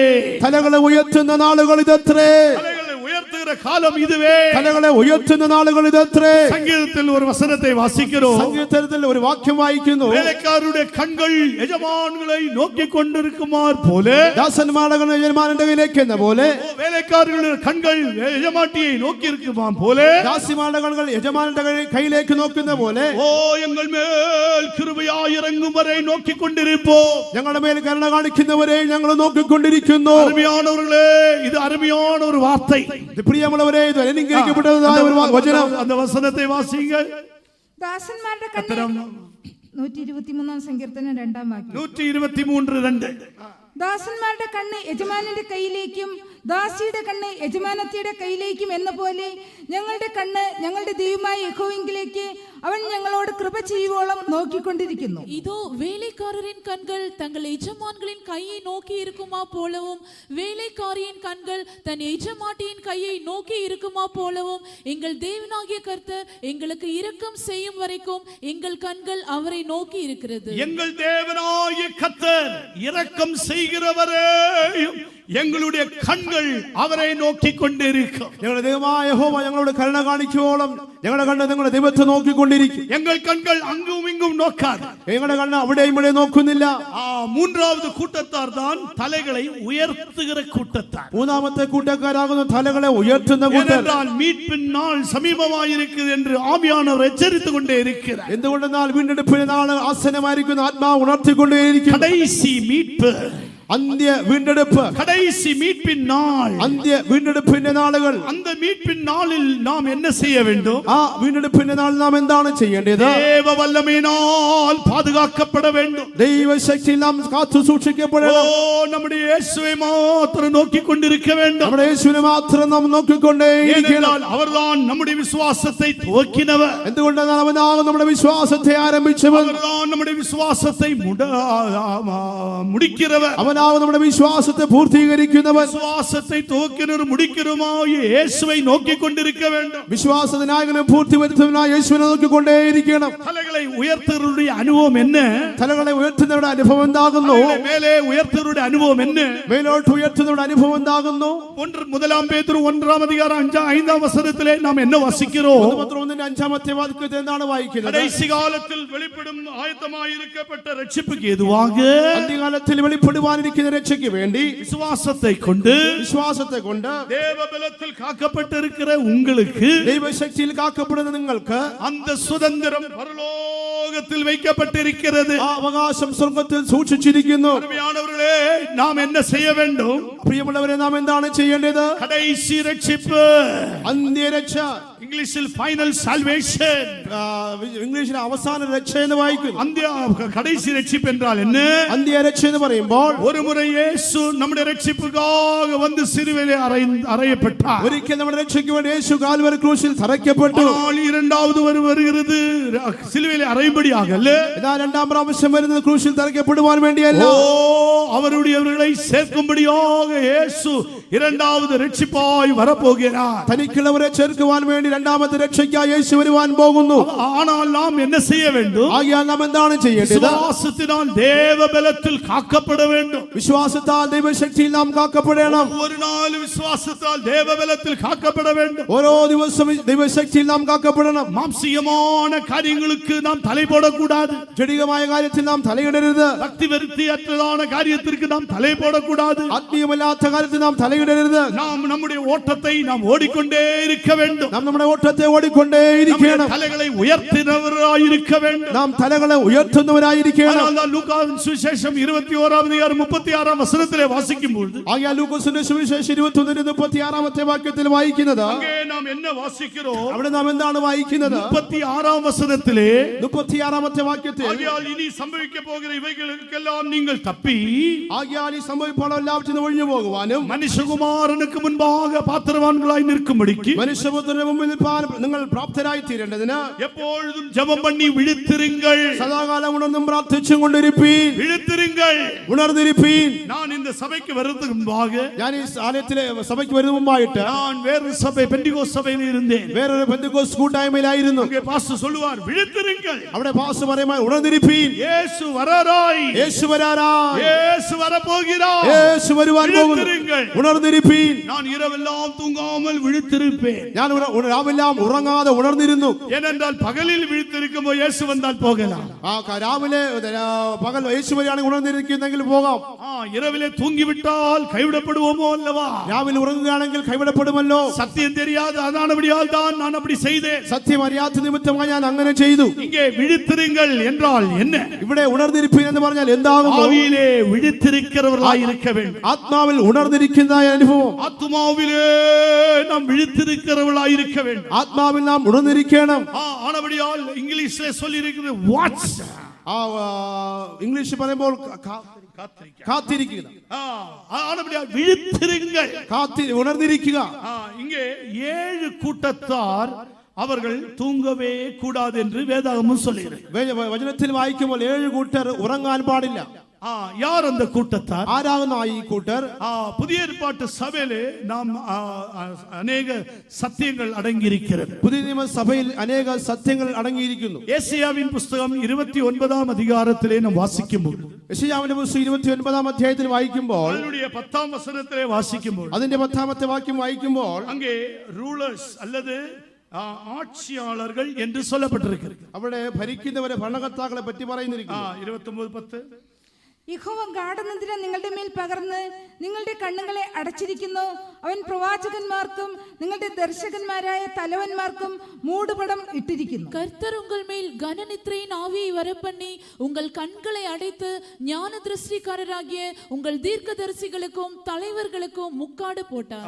இங்கே நாம் வாசிக்கும் பொழுது, ഇവിടെ നാം വായിക്കുമ്പോൾ, உங்கள் தலைவர்களுக்கு முக்காடு போடப்பட்டிருக்கிறது. തലവന്മാർക്ക് മൂടുപടം ഇട്ടിരിക്കുന്നു. இங்கிலீஷில் ரூலர்ஸ், ஆட்சி செய்கிறவர். ഇംഗ്ലീഷിൽ ഭരണം ചെയ്യുന്നവർ. ஆவிக்குரிய பிரகாரமாக ആത്മീകമായിട്ട് கர்த்தருடைய வருகைக்கு ஆயத்தமாய் காணப்படுகிற தேவனுடைய ஜனம், കർത്താവിന്റെ വരവിനായി ഒരുക്കപ്പെടുന്ന ദൈവജനം, ஒவ்வொருத்தரும் அவர் ஆட்சியாளர்கள், ஆளுகை செய்கிறவர். ഓരോരുത്തരും ഓരോ ഭരണകർത്താക്കൾ ആകുന്നു. ஆட்சியாளர்கள் என்றால் ഭരണകർത്താക്കൾ എന്നാൽ வல்லமையும் அதிகாரம் உடையவர்கள். ശക്തിയും അധികാരവും ഉള്ളവർ. அதுபடியால் தான் இயேசு சொன்னார், ആകയാലാകുന്നു യേശു പറഞ്ഞത്, நான் உங்களுக்கு என்னுடைய வல்லமை அதிகாரத்தையும் கொடுக்கிறேன். ഞാൻ എന്റെ അധികാരത്തെയും ശക്തിയും നിങ്ങൾക്ക് തരുന്നു. அப்போ நாம் அதிகாரம் வல்லமை உள்ளவர்களாய் இருக்க வேண்டும். നാം അധികാരവും ശക്തിയും ഉള്ളവരായി കാണപ്പെടണം. ஏனென்றால் கடைசி நாட்களிலே பிசாசு வல்லமையாய் கிரியை செய்வார். എന്തുകൊണ്ടെന്നാൽ അന്ത്യകാലത്തിൽ പിശാച് ശക്തിയോടെ പ്രവർത്തിക്കും. ஆனபடியால் இந்த வல்லமையை ஜெயிக்க ആകയാൽ ഈ ശക്തികളെ ജയിക്കുവാൻ கர்த்தர் நம்மை ஒரு ஆளுகைக்கு உட்படுத்துகிறார். കർത്താവ് നമ്മെ ഒരു ഭരണകർത്താക്കളാക്കി മാറ്റുന്നു. நாம் அவரோடு கூட ஆளுகை செய்தால், നാം അവനോടുകൂടെ ഭരണം ചെയ്യാൻ, அவரோடு கூட வாழ்ந்தால், അവരോടുകൂടെ വാഴുന്നുവെങ്കിൽ அவரோடு கூட ஆளுகை செய்யலாம். അവരോടുകൂടെ ഭരണം ചെയ്യുവാൻ കഴിയും. இயேசுவோடு கூட இருந்தால் യേശുവിനോടുകൂടെ ഇരിക്കുന്നുവെങ്കിൽ நமக்கு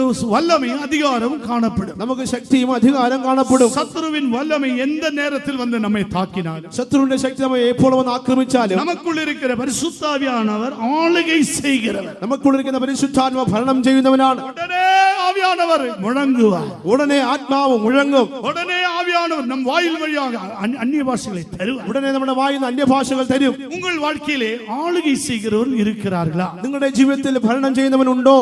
உங்களில் சில நேரத்தில் ஆவியானவர் எழுந்து ஜெபம் பண்ணு என்று சொல்லுவார். നിങ്ങളുടെ ജീവിതത്തിൽ ചിലപ്പോൾ ആത്മ പറയും, ഉണർന്ന് പ്രാർത്ഥിക്കാം. எல்லாண்டவரே எனக்கு டயர்டா இருக்கு, நான் நாளைக்கு ஜெபம் பண்ணிக்கிறேன். ഇല്ല കർത്താവേ, ഞാൻ ക്ഷീണിച്ചിരിക്കുന്നു, നാളെ പ്രാർത്ഥിക്കാം. நாமே ஆளுகையை நஷ்டப்படுத்துகிறவர்களாய் നാം തന്നെ ആ ഭരണത്തെ നഷ്ടപ്പെടുത്തി കളയുന്നു. கர்த்தருடைய வருகையிலே தலையை உயர்த்த வேண்டும் என்றால், കർത്താവിന്റെ വരവിൽ തലകളെ ഉയർത്തണമെങ്കിൽ முதலாவது உன்னுடைய வாழ்க்கையிலே ஆளுகை செய்கிற நபர், ஆளுகை செய்கிற ஒரு நபர் நமக்குள்ளே இருக்க வேண்டும். നമ്മുടെ ജീവിതത്തിൽ നമ്മെ ഭരിക്കുന്നതായ ഒരു വ്യക്തി നമ്മുടെ ഉള്ളിൽ കാണപ്പെടണം. உலகத்திலே அந்நியர்கள் நம்மை ஆளுகை செய்யக்கூடாது. ലോകത്തിൽ അന്യർ നമ്മെ ഭരിക്കരുത്. உலகத்திலே வேறொரு நபர் நம்மை ஆளுகை செய்யக்கூடாது. ലോകത്തിൽ മറ്റൊരു വ്യക്തി നമ്മെ ഭരിക്കരുത്. நமக்குள்ளே ஆவியானவர் ஆளுகை செய்ய வேண்டும். നമ്മുടെ ഉള്ളിൽ ആത്മാവ് നമ്മെ ഭരിക്കണം. ஆவியானவர் ஆளுகை செய்கிறாரா? ആത്മാവ് നമ്മെ ഭരിക്കുന്നുവോ? ஆவியானவர் ஆளுகை செய்வார் என்றால், ആത്മാവ് നമ്മിൽ ഭരിക്കുന്നുവെങ്കിൽ தோல்வியான ஜீவியம் நமக்கு செய்ய முடியாது. തോൽവികരമായ ജീവിതം നമുക്ക് ചെയ്യുവാൻ പറ്റുകയില്ല. நாம் ആവിയാനവருக்கு കട്ടുപെട്ട് ആളുകை செய்ய வேண்டும். ആത്മാവിനാൽ നാം ബന്ധിക്കപ്പെട്ട് ആത്മാവിനാൽ നാം പ്രവർത്തിക്കണം. അടുത്തதாக தீர்க்கதரிசியை குறித்து சொல்லப்பட்டிருக்கு. അടുത്തതായിട്ട് പ്രവാചകനെ പറ്റി പറയുന്നു. இந்த தீர்க்கதரிசி என்ன செய்கிறார்? ഈ പ്രവാചകൻ എന്ത് ചെയ്യുന്നു? சரியான தேவனுடைய ஆலோசனை சொல்லுகிறது. ശരിയായ ദൈവത്തിന്റെ അരുളപ്പാടുകളെ അറിയിക്കുന്നില്ല. தீர்க்கதரிசிகள் அவருக்கு என்ன செய்கிறது? പ്രവാചകന്മാർ അവർക്ക് എന്ത് ചെയ്യുന്നു? கணனித்திரை நாவி தந்து அவர்கள் முக்காடு மூடப்பட்டிருக்கிறார். ഗാഢനിദ്രയുടെ ആത്മാവിനാൽ അവർ മൂടപ്പെട്ടിരിക്കുന്നു. அதனால ஏதோ ஒரு தீர்க்கதரிசி சொல்லுகிறார், ഏതോ ഒരു പ്രവചനം പ്രവചിക്കുന്നു, ஏதோ ஒரு காரியம் பேசுகிறார், ഏതോ ഒരു കാര്യത്തെ പറയുന്നു. சில நேரத்திலே சிலர் தூங்கிக் கொண்டு எழும்புவார்கள். எங்கே உங்களை குறித்து ஒரு தீர்க்க தரிசனம் போல வந்தது. ചിലപ്പോൾ ഇങ്ങനെ ഉറങ്ങിയിട്ട് ഉറക്കമിട്ട് ഇങ്ങനെ പറയും, നിങ്ങളെ കുറിച്ച് ഇപ്രകാരം ഒരു പ്രവചനം വന്നു. நாளைக்கு காலையிலே நீங்கள் வண்டி எடுத்து போகும்போது ஆக்சிடென்ட் உண்டாகிறது. നാളെ രാവിലെ വാഹനം എടുത്ത് പോകുമ്പോൾ ഒരു അപകടം ഉണ്ടാകും. சில கணவன்மாருണ്ട് ஆவியில்லை, அபிஷேகம் இல்லை. ചില ഭർത്താക്കന്മാരുണ്ട്, അവർക്ക് ആത്മാവില്ല, അഭിഷേകമില്ല. மனைவி பார்த்தா அப்படியே நடக்கும். ആ ഭാര്യ കണ്ടത് അങ്ങനെ തന്നെ സംഭവിക്കും. உடனே இவர் ஜெபித்து ஆபீஸுக்கு போவார். ഉടനെ ഇവർ പ്രാർത്ഥിച്ച് ഓഫീസിലേക്ക് പോകും. பைக்கிலே போவார். ബൈക്കിൽ പോകും. போய்க்கொண்டிருக்கும்போது திடீர்னு மனைவிയുടെ വാർത്ത വരും. പെട്ടെന്ന് ഭാര്യയുടെ വാക്കുകൾ ഓർമ്മയിൽ വരും. ஆக்சிடென்ட் வரப்போகுது, നിങ്ങൾക്ക് അപകടം നേരിടാൻ പോകുന്നു. பிரேக் அடிக்கிறது மேல ஆக்சிலேட்டரை திருப்பி விட்டுறாரு, உடனே போய் இடிக்கும், கால் உடைஞ்சிச்சு. மனைவி சொன்னது நடந்தது. ബ്രേക്ക് പിടിക്കുന്നതിന് പകരമായിട്ട് ആക്സിലേറ്റർ കൊടുക്കും. ഉടനെ വാഹനം പോയി ഇടിക്കുകയും ഭാര്യ പറയുന്നത് നിറവേറുകയും ചെയ്യും. എന്റെ ഭാര്യ കണ്ടാൽ ഞാൻ കേൾக்கிறேன், കർത്തർക്ക് എന്നെ കാൽ ഓടിക്കുന്നത് കൈ ഓടിക്കുന്നത് താൻ വേലയാ? ഞാൻ ചോദിക്കുന്നു, കർത്താവിനെ കൈയൊടിക്കുന്നതും കാലൊടിക്കുന്നതാണോ പ്രവൃത്തി? ഇപ്പോഴത്തെ ദീർഘദർശിക്ക് മുക്കാട് വീഴ്ന്നു വിട്ടത്. ഇപ്പോൾ പ്രവാചകന് മൂടുപടം വീണിരിക്കുന്നു. ഗാഢനിദ്രയുടെ ആത്മാവ് அதனால சரியாய் பார்க்க முடியறது. തന്നിമിത്തമായി ശരിക്ക് കാണുവാൻ കഴിയുന്നില്ല. சிலருக்கு சொப்பனம் எப்படியே தெரியுமா? ചിലർക്ക് സ്വപ്നം എങ്ങനെയാണ്? இரவு 1 மணிக்கு தொடங்கும் சொப்பனம், രാത്രി 1 മണിക്ക് സ്വപ്നം ആരംഭിക്കും. இவர்கள் ஓடிக்கொண்டே இருக்கிற மாதிரி, ഇവർ ഓടിക്കൊണ്ടിരിക്കുന്നത് പോലെ பின்னாடி ஒரு காட்டு எருமை துரத்தி வருகிறது போல, പുറകുന്ന ഒരു കാട്ടുമാട് തുരത്തി വരുന്നത് പോലെ ഓടിക്കൊണ്ടേ ഇരിക്കുകയാണ്. ഇങ്ങനെ ഓടിക്കൊണ്ടേയിരിക്കുന്നു. കുഴി വരുന്നത്, ഒരു കുഴി വരുന്നു. കുഴി ഗർത്തം. அதுக்குள்ளே குதிக்கிறார்கள், അതിലേക്ക് എടുത്ത് ചാടുന്നു. அந்த எருமையும் குதிக்கிறது, അവിടെ ചാടുന്നു. இவர் உடனே அப்படியே குழிக்கு மேலே வருகிறார். അതിന് ആ കുഴിക്ക് മേലേക്ക് കടന്നു വരുന്നു. ഓടി വന്നുകൊണ്ടേ ഇരിക്കുന്നത്. ആ ജീവി ഇങ്ങനെ മൃഗം പുറകിൽ നിന്ന് വരുന്നു. அப்படியே பார்த்து അതിനെ നോക്കി ക്ഷീണിച്ച നിമിത്തം വീണ്ടും ഓടുന്നു. പിന്നാടി വരുகிறது. വീണ്ടും ആ മൃഗം പുറകിൽ നിന്ന് വരുന്നു. കാലയിലെ 3:55, രാവിലെ 3:55. എന്നാ காலையில ஸ்தோத்திர ஜெபம், രാവിലെ സ്തോത്ര പ്രാർത്ഥന. இரவெல்லாம் எருமையோடு ஓடிக்கொண்டிருந்தார். മുഴുവനും എരുമയോടുകൂടെ ഓടുകയായിരുന്നു. இதுதான் உன்னை முக்காடு ஜெபம் என்ற ஜெபம் இல்லாதபடியால் முக்காடு பிசாசு உன்மேல் முக்காடு போட்டு இரவெல்லாம் மணிக்கூர் நேரமாக சொப்பனத்திலே ஆழ்ந்து கொண்டு வருகிறது. പ്രാർത്ഥനാ ജീവിതത്തിലാത്തോണ്ട് ആ മൂടുപടയുടെ നിമിത്തമായിട്ട് സ്വപ്നത്തിൽ പിശാചിനെ ഭരിച്ചുകൊണ്ടേയിരിക്കും. இப்பொழுது தீர்க்கதரிசிகளுக்கு தீர்க்கதரிசனம் சொல்ல முடியறதில்லை. ഇപ്പോൾ പ്രവാചകന്മാർക്ക് പ്രവചിപ്പാൻ കഴിയുന്നില്ല. முக்காடு விழுந்திருக்கிறதே. മൂടുപടം വീണിരിക്കുന്നു. தீர்க்கதரிசி சொன்னால் அது அப்படியே சம்பவிக்கும். പ്രവാചകൻ പറഞ്ഞാൽ അത് അങ്ങനെ തന്നെ സംഭവിക്കും. യോബിൽ ഒരു വചനം ഇരിക്കുന്നു. യോബിന്റെ പുസ്തകത്തിൽ ഒരു വചനമുണ്ട്. ഞാൻ ഭയപ്പെട്ടത് എനിക്ക് സംഭവിച്ചു. ഞാൻ ഭയപ്പെട്ടത് തന്നെ എനിക്ക് നേരിട്ടു. ഇപ്പോൾ ഉദാഹരണമായി ഇവരിடம் ഞാൻ சொல்லுகிறேன். ഇപ്പോൾ ഉദാഹരണമായി ഞാൻ ഇവരോട് പറയുന്നു. അടുത്ത വാരം പൂപ്പാറ കൺവെൻഷൻ. അടുത്ത ആഴ്ചയിൽ പൂപ്പാറ കൺവെൻഷൻ முடித்து உனக்கு ஒரு ஹார்ட் அட்டாக் வரப்போகிறது, நீ மரிக்க போகிறாய். കൺവെൻഷൻ കഴിഞ്ഞ് നിനക്ക് ഒരു ഹാർട്ട് അറ്റാക്ക് വരാൻ പോകുന്നു, മരിക്കുവാൻ പോകുന്നു. ഇവർ റെഡിയായി വിട്ടാർ. ഇവർ ഒരുക്കമായിരിക്കുന്നു. ഓ ஊழியக்கார் சொன்னார். ആ ഒരു വേലക്കാരൻ പറഞ്ഞു, எனக்கு அப்படி സംഭവിച്ചു விடும். എനിക്കെങ്ങനെ സംഭവിക്കും? அப்படியே இருக்கும்போதே அந்த சிந்தையானது ஹார்ட் அட்டாக்ல நடத்தும். അങ്ങനെ ആ ചിന്തിച്ചുകൊണ്ടിരിക്കും ആ ചിന്ത ഹാർട്ട് അറ്റാക്കിലേക്ക് കൊണ്ടുപോയി. யாராவது சொன்னால் உடனே விசுவாசிக்க வேண்டாம். ആരെങ്കിലും എന്തെങ്കിലും പറഞ്ഞാൽ ഉടനെ അത് വിശ്വസിക്കേണ്ട. கர்த்தர் உங்களிடம் சொன்னாரா? കർത്താവ് നിങ്ങളോട് പറഞ്ഞുവോ? கர்த்தர் உன்னோடு பேசினாரா? കർത്താവ് നിങ്ങളോട് സംസാരിച്ചുവോ? நான் என் கண்களை உன்மேல் வைத்து ஆலோசனை சொல்லி தருவேன் என்று வாக்குத்தத்தம் உரைத்த தேவன். ഞാൻ നിന്റെ മേൽ ദൃഷ്ടി വെച്ച് നിനക്ക് ആലോചന പറഞ്ഞു തരുമെന്ന് വാഗ്ദത്തം ചെയ്തവനായ ദൈവം. கர்த்தருடைய வார்த்தை கேட்காமல் നീ ദൈവത്തിന്റെ വാക്കുകളെ കേൾക്കാതെ தீர்க்கதரிசியின் வார்த்தையை கேட்டு ஓடிக்கொண்டிருக்கிறாயே. പ്രവാചകന്റെ വാക്ക് കേട്ട് നീ ഓടിക്കൊണ്ടിരിക്കുന്നുവല്ലോ. உனக்குள்ளே ஒரு தீர்க்கதரிசி இருக்கிறார். നിന്റെ ഉള്ളിൽ ഒരു പ്രവാചകനുണ്ട്. യേശു உனக்கு ஆலோசனை பண்ணும்படியாய் விரும்புகிறார். യേശു നിനക്ക് ആലോചന പറഞ്ഞു തരാൻ ആഗ്രഹിക്കുന്നു. பிரச்சனையை கண்டு நீ பாரப்படக்கூடாது. ആകയാൽ പ്രശ്നങ്ങളെ കണ്ട് നീ ഭാരപ്പെടേണ്ട. ஜெபிப்பாய், கர்த்தர் உனக்கு ஆலோசனை சொல்லி தருவார். പ്രാർത്ഥിക്കുന്നുവെങ്കിൽ കർത്താവ് നിനക്ക് ആലോചന പറഞ്ഞു തരും. அதிலிருந்து விடுதலை பெற்றுக்கொள்ள காரியத்தை சொல்லி தருவார். അതിൽ നിന്ന് വിടുവിക്കപ്പെടുവാനുള്ള കാര്യം കർത്താവ് പറഞ്ഞു തരും. மூன்றாவது கூட்டத்தார் മൂന്നാമത്തെ കൂട്ടക്കാർ உறங்காது இருக்க வேண்டாம். മൂന്നാമത്തെ കൂട്ടക്കാർ അവർ ഉറങ്ങാതിരിക്കണം. அவர்கள் யார்? അവരാരാകുന്നു? அவர்கள்தான் அப்பக்காரன். അവരാകുന്ന അപ്പക്കാർ. ஓசியா தீர்க்கதரிசன புத்தகம் 7ஆம் அதிகாரம் 6ஆம் வசனத்திலே வாசிக்கும்போது, ഹോശേയയുടെ പുസ്തകം 7-ാം അധ്യായത്തിന്റെ 6-ാമത്തെ വാക്യം വായിക്കുമ്പോൾ அங்கே அப்பக்காரன் என்ன செய்கிறான்? അവിടെ അപ്പക്കാരൻ എന്താണ് ചെയ്യുന്നത്? ராத்திரி அப்பம் சுடுகிறதில்லை. രാത്രിയിൽ അപ്പം ചുടുന്നില്ല. அவன் உறங்கிக்கொண்டே இருக்கிறான். അവൻ ഉറങ്ങിക്കൊണ്ടേയിരിക്കുന്നു. ஆனபடியால் அந்த அடுப்பு என்ன சம்பவிக்கிறது? ആ അടുപ്പിൽ അപ്പോൾ എന്താണ് സംഭവിക്കുന്നത്? ஜுவாலை பற்றி எரிந்து கொண்டிருக்கிறது. ജ്വാല കത്തിക്കൊണ്ടേയിരിക്കുന്നു. வாசிகள் ஓசியாவின் புத்தகம் 7ஆம் அதிகாரம் 6ஆம் வசனம். അവർ പതിയിരിക്കുന്ന സമയത്ത് തങ്ങളുടെ ഹൃദയത്തെ അപ്പക്കൂട് പോലെ ഒരുക്കിയിരിക്കുന്നു. അവരുടെ അപ്പക്കാരൻ രാത്രി മുഴുവൻ ഉറങ്ങുന്നു, രാവിലെ അത് ജ്വലിക്കുന്ന തീ പോലെ കത്തുന്നു. அவர்கள் பதிவிருக்கும் போது தங்கள் இருதயத்தை அடுப்பை போல் ஆயத்தப்படுத்துகிறார்கள். அவர்களில் அப்பம் மூட்டுகிறவன் ரா முழுவதும் தூங்கினாலும் காலமே என்றால் அது ஜுவாலிக்கிற அக்னியாய் எரியும். அவர்கள் இருதயத்தை அவர்கள் அப்பம் அடுப்பை போல் ஆயத்தப்படுத்துகிறார்கள். അവരുടെ ഹൃദയത്തെ അപ്പക്കൂട് പോലെ ഒരുക്കിയിരിക്കുന്നു.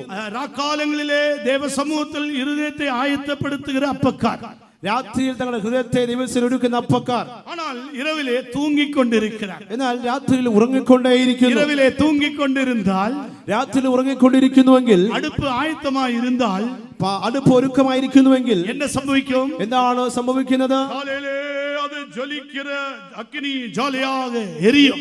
രാവിലെ അത് ജ്വലിക്കുന്ന തീ പോലെ കത്തുന്നു. ஆனபடியால் நீ தேவ சித்தம் செய்யும்படியாய் அழைக்கப்பட்ட உங்களை, ആകയാൽ ദൈവഇഷ്ടം ചെയ്യുവാൻ വിളിക്കപ്പെട്ട നിങ്ങളെ, ഓ രാത്രികാലം വന്നുകൊണ്ടിരിக்கிறதே, രാക്കാലം വന്നുകൊണ്ടേയിരിക്കുന്നു. இந்த ராத்திரிகாலம் பல ஆவிக்குரிய மனிதர்களை, உன்னதமான மனிதர்களை விழ தள்ளிக்கொண்டிருக்கிற காலம். ഈ രാക്കാലം ആത്മീയ മനുഷ്യരെ നിലത്തിലേക്ക് തള്ളിടുന്നതായ ഒരു കാലം. ഓ தெரிந்தெடுக்கப்பட்டவரையும் வஞ்சிக்கிற காலம். വൃതന്മാരെ വഞ്ചിക്കുന്നതായ കാലം. ഓ നീ രാത്രി വേളയിലെ നീ അപ്പം சுட்டுக்கொண்டிருக்கிறாயா அல்லது அடுப்பங்கரையில் இருந்து தூங்கிக் கொண்டிருக்கிறாயா? രാത്രികാലങ്ങൾ അപ്പം ചുട്ടുകൊണ്ടിരിക്കുന്നു, അതോ അടുപ്പിന്റെ അരികിൽ നിന്ന് ഉറങ്ങിക്കൊണ്ടേയിരിക്കുന്നുവോ? ஓ ராத்திரிகாலம் என்று சொல்லும்போது கர்த்தருடைய வருகைக்கு முன்பாக ஒரு ராக்காலம் வந்து கொண்டிருக்கிறது. രാത്രികാലം എന്ന് പറയുമ്പോൾ കർത്താവിന്റെ വരവ് മുമ്പായിട്ട് ഒരു രാത്രി വന്നുകൊണ്ടേയിരിക്കുന്നു. யாரும் கிரியை செய்யக்கூடாத ஒரு ராத்திரிகாலம் வருகிறது என்று கர்த்தராகிய இயேசு கிறிஸ்து யோவான் சுவிசேஷம் 9ஆம் அதிகாரத்திலே நாம் அதை வாசிக்கிறோம். ആർക്കും പ്രവർത്തിച്ചു കൂടാൻ കഴിയാത്തതായ ഒരു രാത്രി വരുമെന്ന് യേശു ക്രിസ്തു യോഹന്നാന്റെ സുവിശേഷം 9ആം അധ്യായത്തിൽ പറഞ്ഞിരിക്കുന്ന കാണുവാൻ കഴിയും. நீ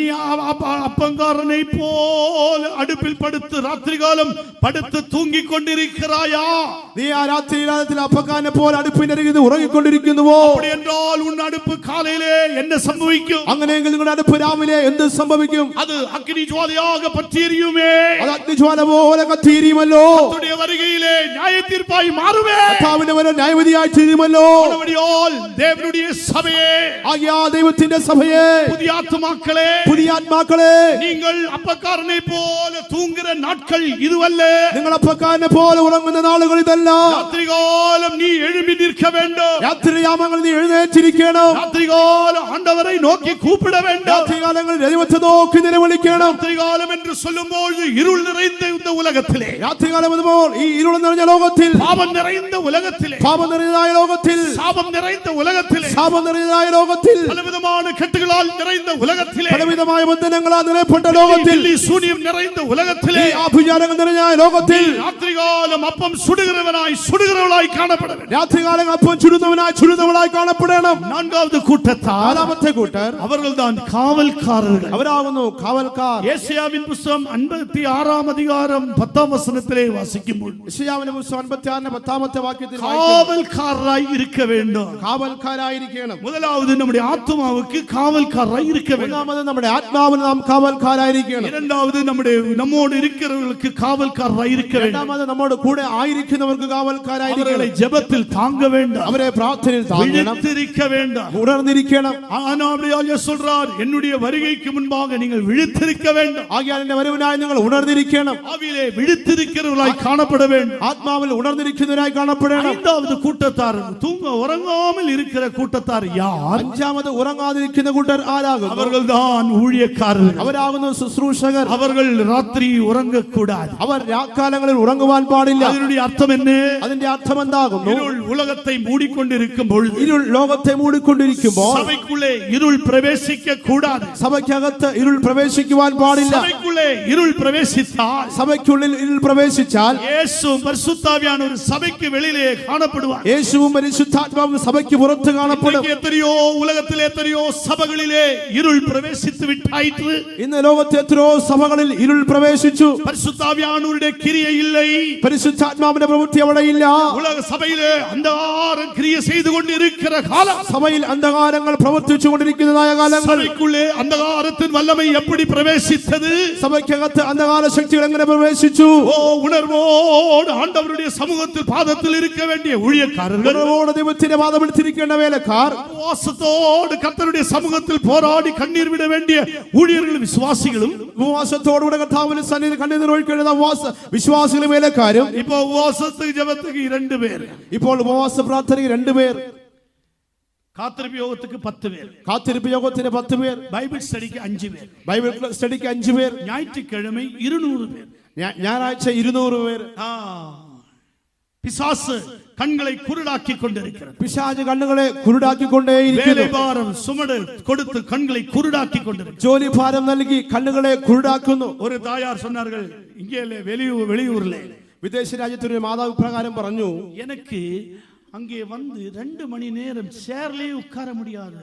என் முதுகெல்லாம் வலிக்குது, என் எலும்பெல்லாம் பயங்கரமாய் வலிக்குது. എനിക്ക് അവിടെ വന്ന് 2 മണിക്കൂർ കസേരയിരിക്കുവാൻ പറ്റുന്ന എന്റെ മുതുകും അസ്ഥികളെല്ലാം വേദനിക്കുന്നു. நான் உண்மையாக சொல்றீங்களான்னு கேட்டேன். ഞാൻ നിങ്ങൾ വാസ്തവമായിട്ടാണോ ഇത് പറയുന്നത് ചോദിച്ചു. பாஸ்டர் பேரம்பேத்தியெல்லாம் எடுத்தாச்சு, உண்மைதானே சொல்றேன். பேரம்பேத்தி കൊച്ചുമക്കൾ, കൊച്ചുമക്കളെല്ലാം ഉണ്ട്, സത്യമാണ് പറയുന്നത്. சரி, நான் ஜெபித்து விட்டேன். ശരി, ഞാൻ പ്രാർത്ഥിച്ചു വിട്ടു.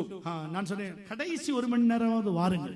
അവസാനത്തെ 1 മണിക്കൂറെങ്കിലും വരുമെന്ന് പറഞ്ഞു. இல்ல பாஸ்டர், என்னால முடியாது. ഇല്ല പാസ്റ്റർ, എന്നെ കൊണ്ട് പറ്റത്തില്ല.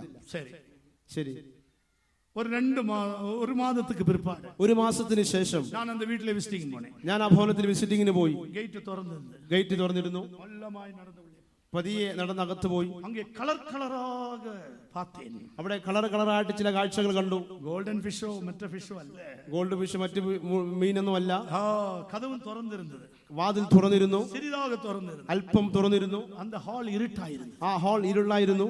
കളറായി വന്നുകൊണ്ട് കളറായി കണ്ടുകൊണ്ടിരുന്നു. എന്നത് பெரிய டிவி ஸ்கிரீன், വലിയൊരു ടിവി സ്ക്രീൻ. இவங்க சோஃபால உட்கார்ந்திருக்கிறார்கள், ഇവർ സോഫയിൽ வேற பிள்ளைகள் எல்லாம் கீழே உட்கார்ந்திருக்கிறார்கள், മറ്റു കൊച്ചു കുഞ്ഞുങ്ങൾ തറയിരിക്കുന്നു. நான் போன சமயம் ரொம்ப அந்த கிளைமாக்ஸ் സമയം, ഞാൻ പോയ സമയം അവസാന ഭാഗമായിരുന്നു. ഫൈറ്റ് നടക്കുന്നു, അവളെ അടി നടക്കുന്നു. இந்த அம்மா சோஃபால உட்கார்ந்து அடிடான்ஸ், ഈ അമ്മ സോഫയിൽ ഇരുന്നുകൊണ്ട് അടിക്കടാന്ന് പറയുന്നു. நான் பதுக்க அப்படியே போய் ഞാൻ പതിയെ അവിടെ പോയി നിന്നു.